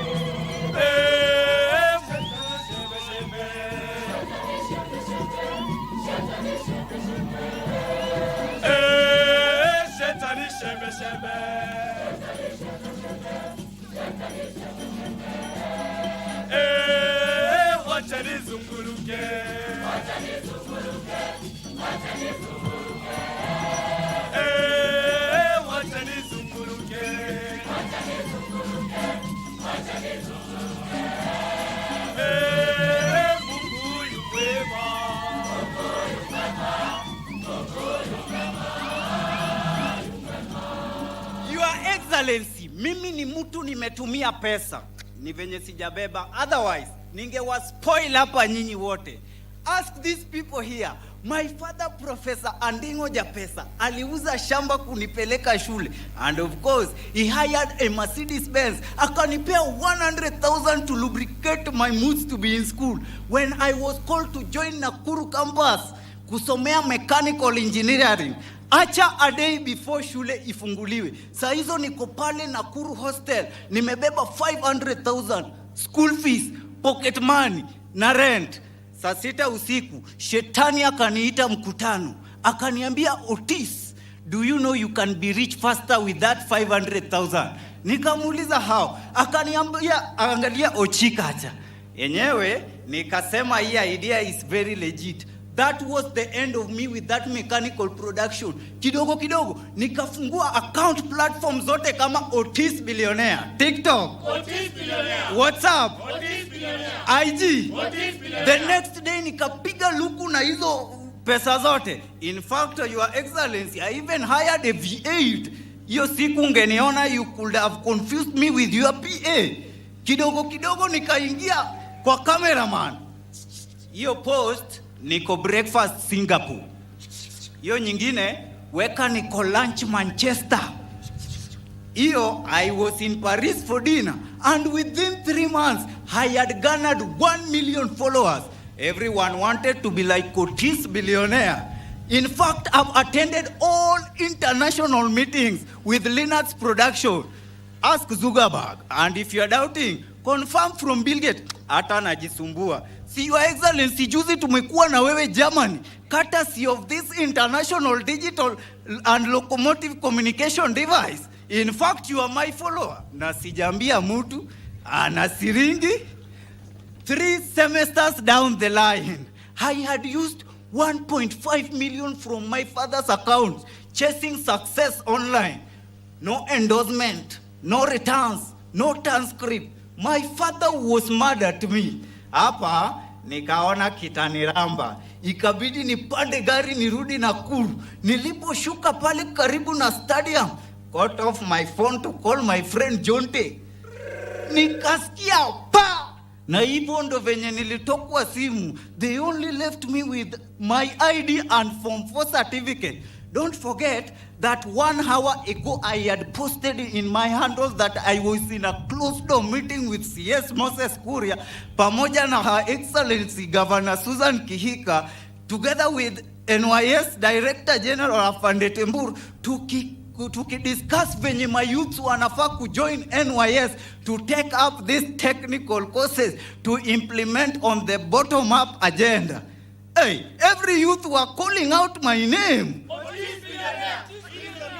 Kama si huyo NYS officer mwenye alikuwa hapo akifanya recruitment, kunitoa katikati ya watu na kuniingiza kwa line, sijui Kenya mungepata wapi sura ya engineer kama hii yangu. I don't know. Lakini here I am today, graduating as a responsible and disciplined youth, ready to save my country. Nilijichuna masikio, nikasema, sitawahi tena post fake life online.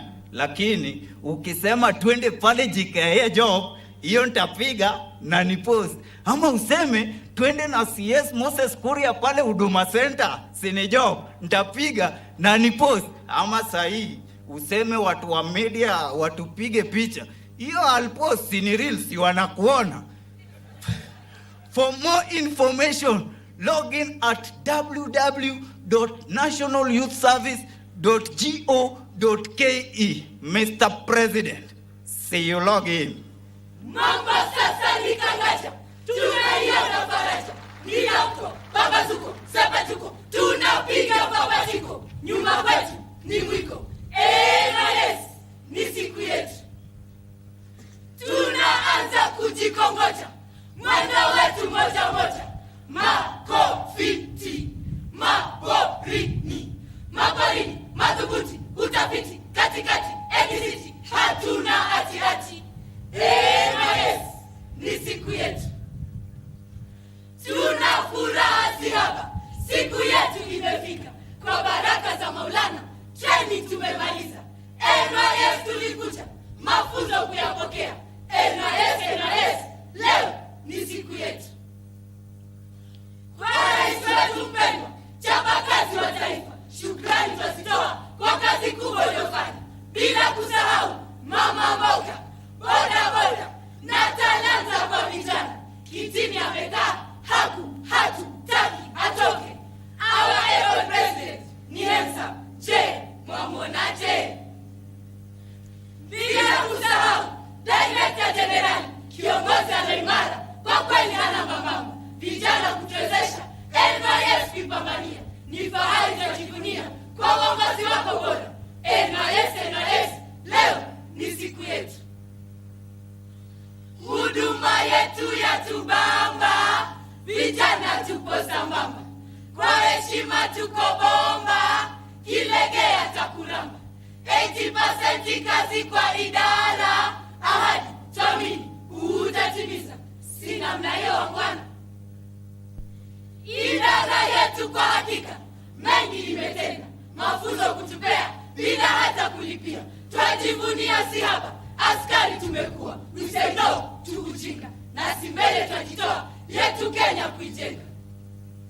30% forest cover, wajibika leo tulinde mazingira. Tamati tumefika, kwa heri tunawaaga. Mafunzoni hatukulala, tayari kazi kuanza. Letu lengo ni moja, Kenya yetu kuijenga. Aho, au sio? Mambo ni matatu, passport yetu imefika. Nitamu, kamekwisha.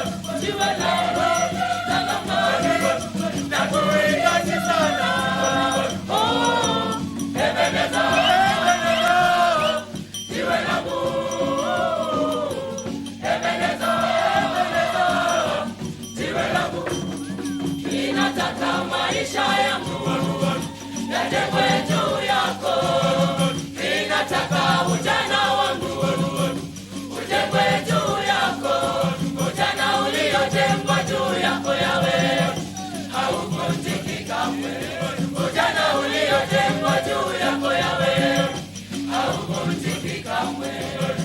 Ninataka uimbaji wangu ujengwe juu yako, maana wewe ni sauti yangu, wewe ni uzima wangu.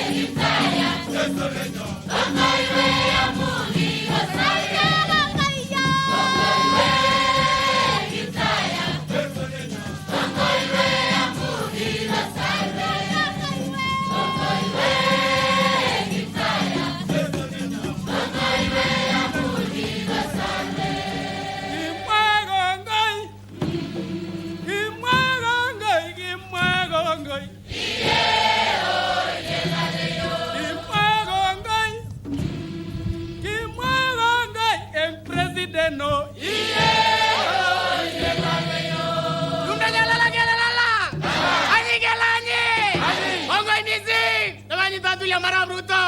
Anga beberta sosum. Tuwaya misila ijara baishoni. Kimwa gongoi.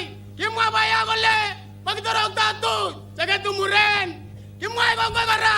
Amuga ingote me. Kotama kaburu koristo. Tumda nyala lang gele lalang. Lalang. Anyi gele anyi. Anyi. Zere gele zere. Zere. Gele king.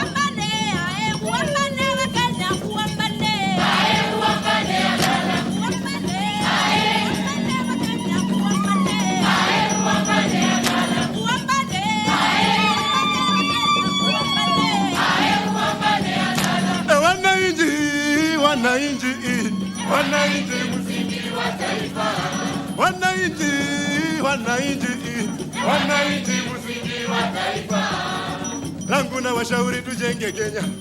Raisi wetu na kushauri tujenge Kenya. William Ruto na kushauri tujenge Kenya. William Ruto na kushauri tujenge Kenya. Matunda Kenya ni matamu kama asali. Nchi ya Kenya itakombana na jirani.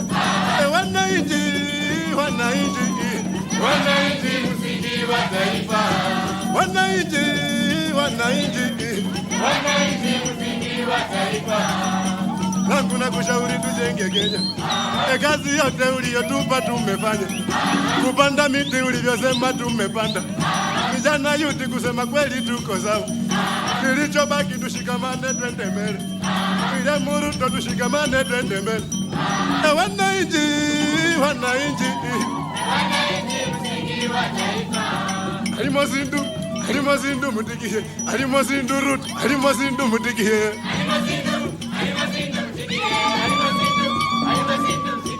Alimazindu mutikie, alimazindu rut, alimazindu mutikie. Kuja.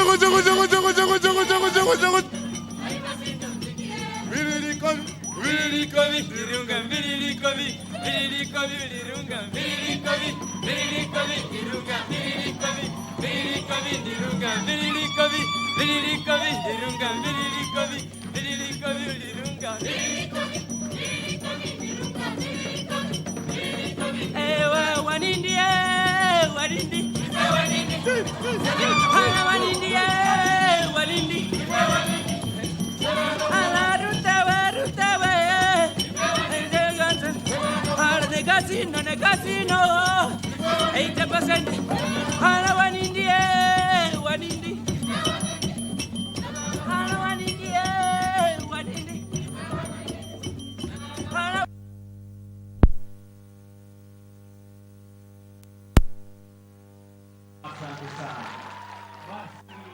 Mheshimiwa Rais, sehemu inayofuata ni sehemu ya picha na tutakuwa na picha 4. Ya kwanza itakuwa NYS Council members ambaye naomba tafadhali mjongee karibu kabla Mheshimiwa Rais. Tafadhali Council members. Mheshimiwa Rais atasindikizwa na CS wetu, gavana wetu, chairman na PS. Tafadhali Council members.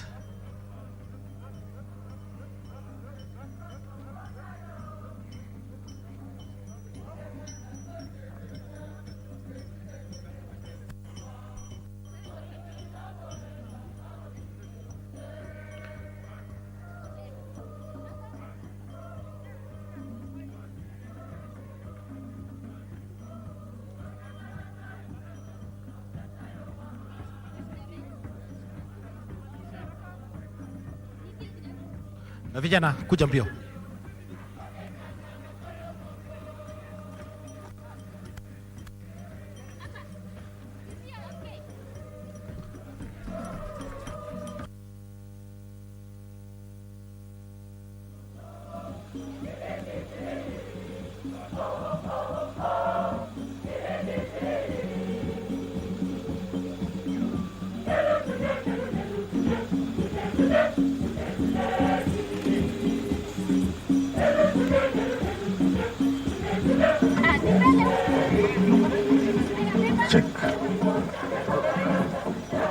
Basi tukiwa tunajitayarisha, naomba CEOs na directors tafadhali.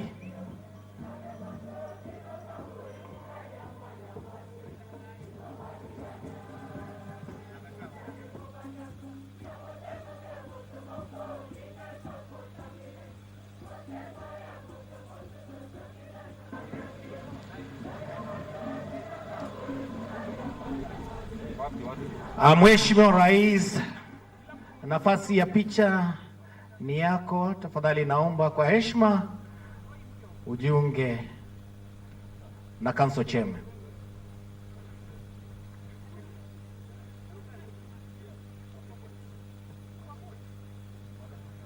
Basi tukiendelea, naomba CEOs, directors tafadhali mjongee mahali niko.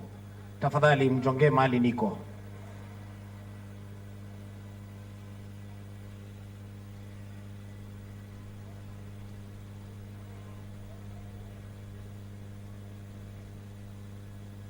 Tafadhali mjongee mali niko, CEOs na directors. Tafadhali njooni mali niko, tafadhali.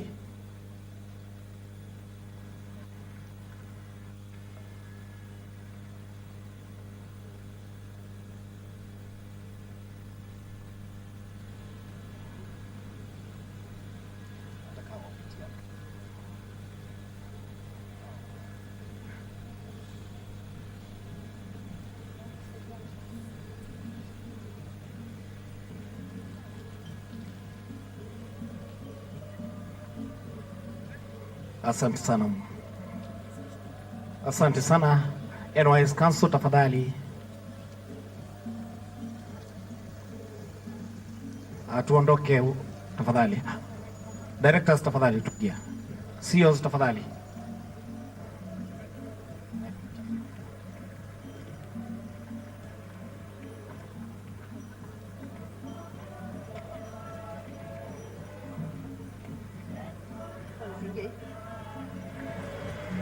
Instructors tafadhali mjonge mali niko.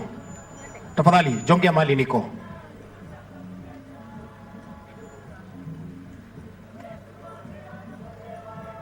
Songa.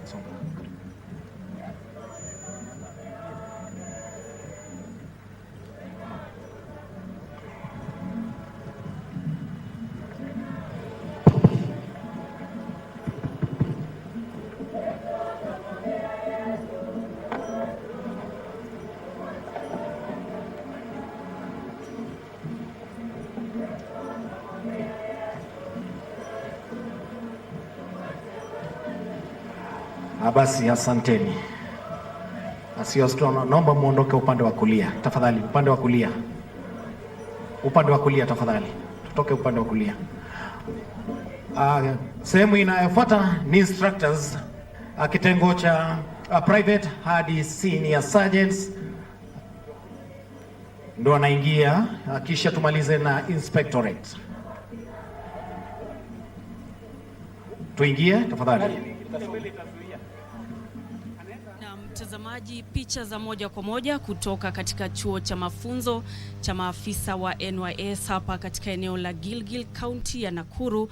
Ni hafla ambayo imekamilika muda mfupi uliopita, hafla ya 87 ya kufuzu kwa makurutu wa NYS, na leo hii mtazamaji tumeshuhudia maafisa 10,521 wakifuzu leo hii, na ni hafla ambayo ilikuwa imeongozwa naye Rais William Ruto. Kama unavyoona hapo kwenye runinga, ni ya kwamba tayari msafara wake uko tayari kuondoka wakati ambapo atakuwa anamaliza kipindi cha kupigwa picha pale akiwa na maafisa mbalimbali wa serikali ambao walikuwa wamehudhuria hafla hii, akiwemo waziri wa masuala ya umma, utumishi wa umma Moses Kuria, na vile vile gavana wa kaunti hii ya Nakuru Susan Kihika. Na mtazamaji, leo hii katika hafla hii ni ya kwamba rais ametangaza tu baadhi ya yale ambayo yanastahili kufanywa ili kuimarisha NYS, na kwanza kabisa amesema ya kwamba kuanzia mwaka ujao idadi ya wale maafisa ambao wanachukuliwa kuingia kwa NYS itaongezwa hadi 30,000 kwa mwaka kutoka 20,000 kwa mwaka. Manake inazingatiwa kwamba awamu ya kwanza walikuwa wanachukuliwa maafisa 10,000 na kisha awamu ya pili maafisa wengine 10,000, lakini amesema ya kwamba kuanzia kuanzia mwaka ujao idadi hiyo itakuwa ikiongezeka, na ya kwamba kila awamu itakuwa ni maafisa 15,000, na hivyo basi ndoto ni ya kwamba katika kipindi cha miaka 5 ijayo Kenya ama huduma ya NYS itaweza kuwachukua maafisa 1,100 kila mwaka. Hivyo basi hilo ndilo azimio ambalo rais ametangaza leo hii. Na vile vile katika zile juhudi za kuimarisha maslahi ya maafisa hawa, rais ametangaza ya kwamba kuanzia kipindi cha fedha kijacho basi mshahara wa maafisa wa NYS utakuwa unaongezwa kwa 40%, na ni katika tu zile juhudi za kuimarisha maslahi yao na kama vile kuwapa nafasi zaidi. Manake amesema ya kwamba taifa hili la Kenya na ulimwengu kwa ujumla utakuwa unaongozwa na vijana, na hivyo basi kuna ule umuhimu wa kuwapa vijana kipaumbele, na ndiposa NYS mafunzo ambayo yanatolewa hapa yanawasaidia katika sekta mbalimbali. Manake itazingatiwa kwamba ni maafisa ambao wamekuwa wakijihusisha katika shughuli za kilimo na vile vile shughuli za upanzi wa miti, na basi amesisitiza tu hayo yote akisema ya kwamba ni kielelezo chema katika ule mradi wa serikali wa bottom up ambao umekuwa ukizingatiwa humu nchini. Na hivyo basi mtazamaji, wakati ambapo rais anajiandaa kuondoka, ningependa kumpisha mwenzangu Yusuf Farah tunapoelekea kutamatisha matangazo haya. Thank you very much, Michael Ignancio Kore. And as correctly put, NYS has been mentioned as the true reflection of the bottom-up economic transformation agenda. And basically, as the president prepares to leave and his motorcade, you can see right there, is ready, it speaks to the importance of this service and how much they are valued by the government. Of course, they go to different sectors, different ministries to help just drive the economy of the country. Of course, we cannot end this without thanking everyone that made this coverage a success today, starting off by our producer, Brian Wasike, our director, Fadhili Athmani, our drone pilot who was responsible for the amazing shots that you've been seeing today, Lewis Mutua, our sound engineer, Mr. David Gashagwa, the camera crew led by none other than senior camera person, Dennis Njeru, Brother David Wafula, Paul Udori, Kevin Muthe, Jeff Ngenge, and Lydia Essendi. Our engineer, of course, Roy Kipruto, our driver, Michael Mugendi, and the one responsible for the links is none other than Philigon Mjumbe. The pictures that you've been seeing on our digital space are taken by none other than our photographer, Jackson Mnyamwezi. Of course, now, as you can see, the president is getting ready to leave. You can see the presidential motorcade there just setting ready, of course, and him leaving signifies the end. Oh, the president is speaking, I beg your pardon. But after this, the president will be proceeding. Na ndio nimesema kwamba kwa sababu vijana ambao wamekuja NYS, nyinyi mliofika hapa, ni kutoka kila sehemu ya Kenya. Na kwa sababu hiyo, vile vile naelewa ya kwamba kati yenu, wengi wenu, pengine hamungeweza kupata nafasi ingine, lakini mimi nataka niwahakikishie uamuzi wenu wa kuungana na NYS ni uamuzi wa uzalendo na uamuzi ambao utawafaa ninyi na familia zenu.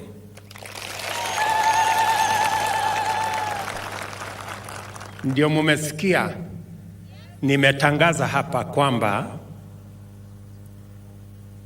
tumeamua kama National Security Council, mimi nikiwa mwenyekiti, ya kwamba tukienda mbele, wale wote watakaoajiriwa kama wanajeshi wetu, kama polisi wa taifa letu, kama KWS ama Kenya Forest Service, wote 80% ya wale watakaoajiriwa ni wale waliofusu kutoka NYS.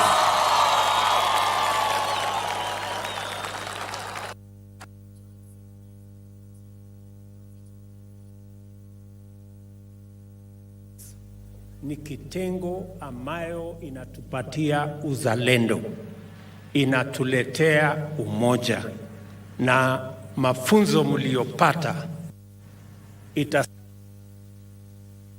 gharama ya mafunzo ya wanajeshi, polisi, KWS, Kenya Forest Service kwa kiasi kikubwa, kwa sababu nyinyi tayari mmepata mafunzo mazuri.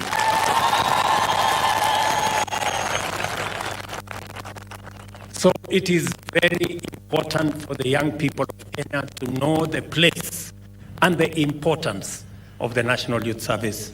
We have made a deliberate decision to encourage every young person.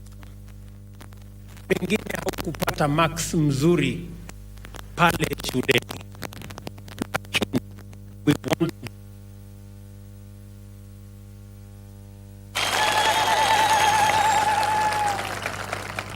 kuna watu wengi pengine hawakupata marks mzuri kwa sababu ni ya kijiji, ni shule iko kona fulani, hakuna walimu wa kutosha, hakuna vifaa ya kutosha. But that does not mean they are not as good as the other children in Kenya. That is why NYS, as I have said, is an incubator to get millions of young people in Kenya waweze kupata nafasi maalum ama nafasi ingine ya kuungana katika ujenzi wa taifa letu.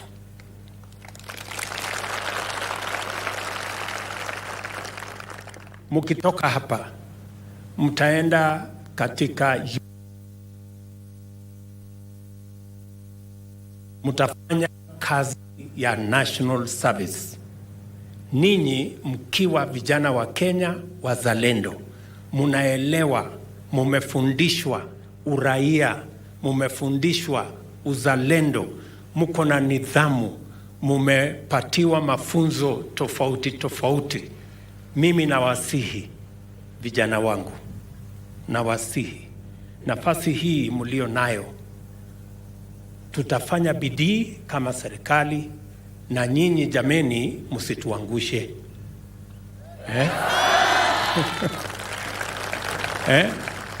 Tafadhali, mtatuangusha kweli?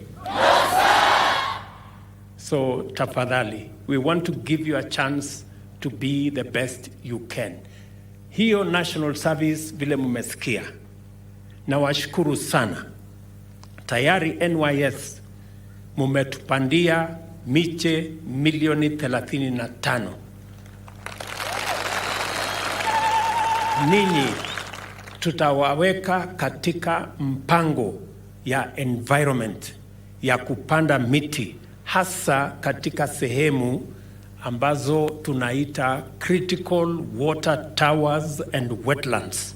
We're going to work with NYS so that in your national service, as you contribute to nation building for the next 1 year, you will also support our environment so that we can deal with the challenge of climate change. Mumesikia vile vile tuko na changamoto kubwa ya kuzalisha chakula. Mwaka huu tumefanya bidii kuzalisha chakula Kenya, lakini NYS pia inaweza kuchangia mahali pakubwa kuzalisha chakula. Na ndio nimesema kwa ile msaada nimetafuta wiki iliyopita kutoka serikali ya India, nimesema kwa hiyo pesa bilioni 7 tutatumia kununulia NYS matrakta na vifaa ya kilimo.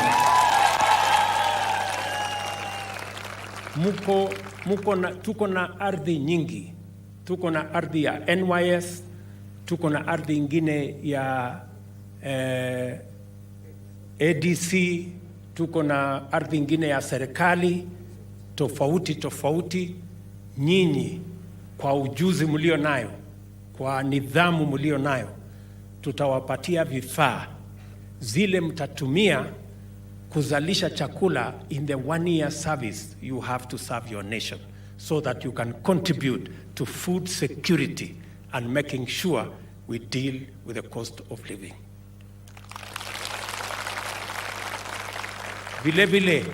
Vile mumesikia Waziri Moses akisema, ninyi mtatusaidia pia kutengeneza damu, kutengeneza other pieces of infrastructure katika mpango yetu affordable housing na katika miradi mingine ya serikali, kwa sababu tunahitaji nguvu zenu, talanta mlio nayo, nguvu mlio nayo, ujuzi mlio nayo, mafundisho mliofundishwa hapa ichangie katika kupeleka Kenya mbele. Na ili muweze kutekeleza wajibu huo, mimi najua muko na excavators, muko na graders, lori zingine, lakini zimekuwa kuukuu ama ni za zamani. Kwa hivyo nimeweka mpango maalum kupatia NYS equipment mpya ambayo itawasaidia kutoa mchango wenu katika ujenzi wa taifa letu la Kenya.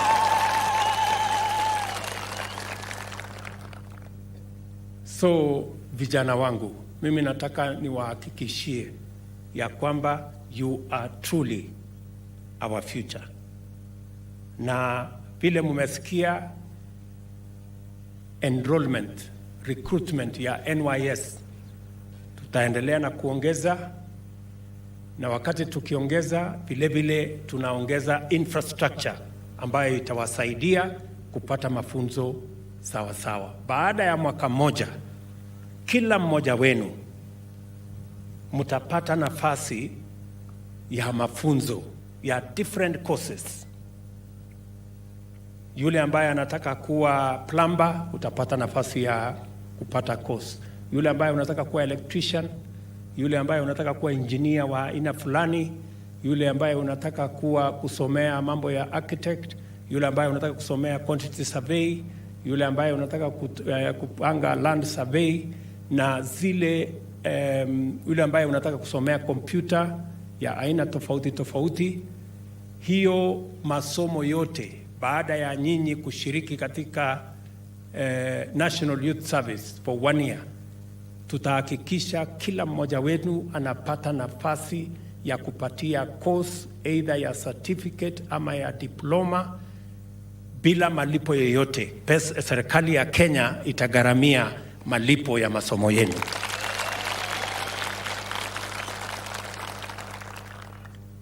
Alafu pale mbele mumesikia vile nimesema hapa. Nimesema tunataka nyinyi, kwa sababu muko na vifaa ya kutosha, tuko na mpango ya ajira ya Wakenya, kwa sababu mnaelewa tatizo kubwa tulio nayo Kenya ni vijana wengi hawana kazi. Ndio sababu hiyo tuna mpango ya housing. Tayari tuko na vijana 120,000 wanafanya kazi katika mpango ya housing. Tunataka kupanga export of labor, vile mumesikia hapa. Hiyo export of labor, wale watu wanaaminika, wale watu wanajulikana wako na nidhamu, wale watu ambao wanajulikana they are professional, ni watu kutoka National Youth Service. Kama ni drivers, kama ni secretaries, kama ni accountants, kama ni engineers, you have the best chance also in the export of labor. Na ndio nimesema ile pre-deployment training ambayo tunawafanyia Wakenya watakaoenda katika nchi zingine, vile nimewaeleza. Nimesema hiyo mafundisho ifanywe na idara ya NYS, kwa sababu wanaelewa uzalendo na wanaelewa ujuzi wa aina mbalimbali, and they are professional and they are patriotic.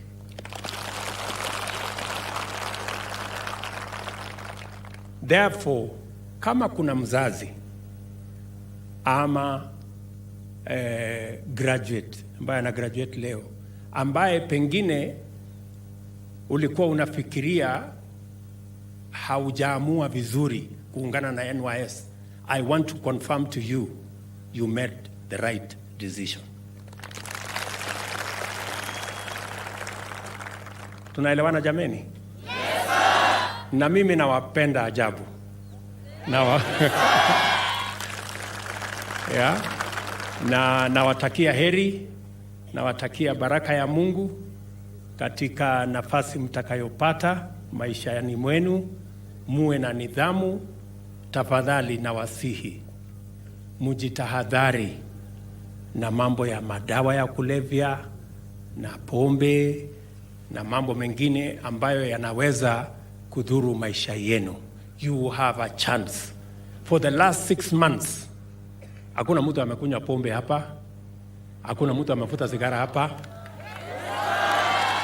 ama kuna mtu alifuta sigara hapa na kunywa pombe.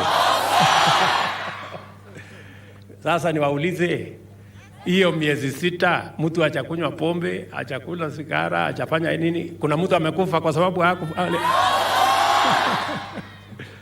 So inawezekana, sio? Yes, sir. So make us proud. You know, be the disciplined Kenyans that we see you to be.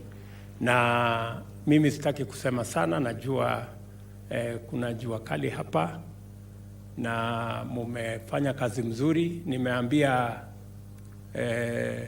kiongozi wenu hapa, Director General, ya kwamba because I have seen the exemplary training that has gone on in this college, Sasa kutakuwa na party hapa na mimi ndio sponsor ya hiyo party.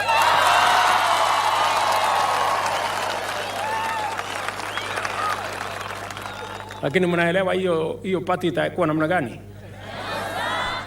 Hiyo party iko na maji, soda, nyama, mchele, muziki, lakini hakuna po.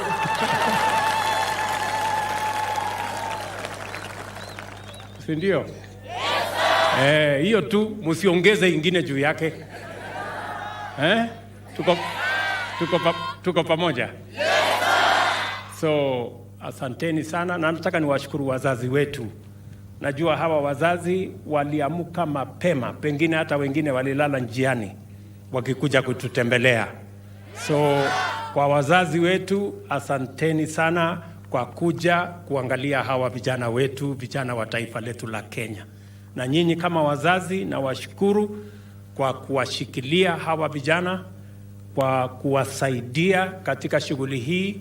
Muendelee kuwashikilia, na sisi kama serikali tutafanya bidii ili tuwape hawa vijana wetu, watoto wenu, matumaini katika taifa letu la Kenya. Asanteni sana. God bless you. Thank you very much.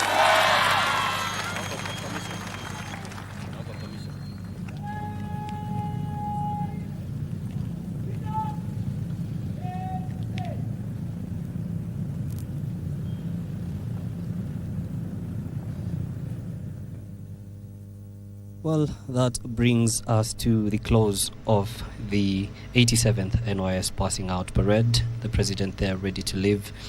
From here, we're going to the CECAFA Under 18 Boys Championship final between Kenya and Uganda. So, on behalf of myself, Yusuf Farah, my colleague Nancy Okor, and everyone that made this coverage a success, we want to say thank you very much for keeping it KBC Channel 1. We now go back to the broadcasting house for normal programming. Good afternoon and goodbye.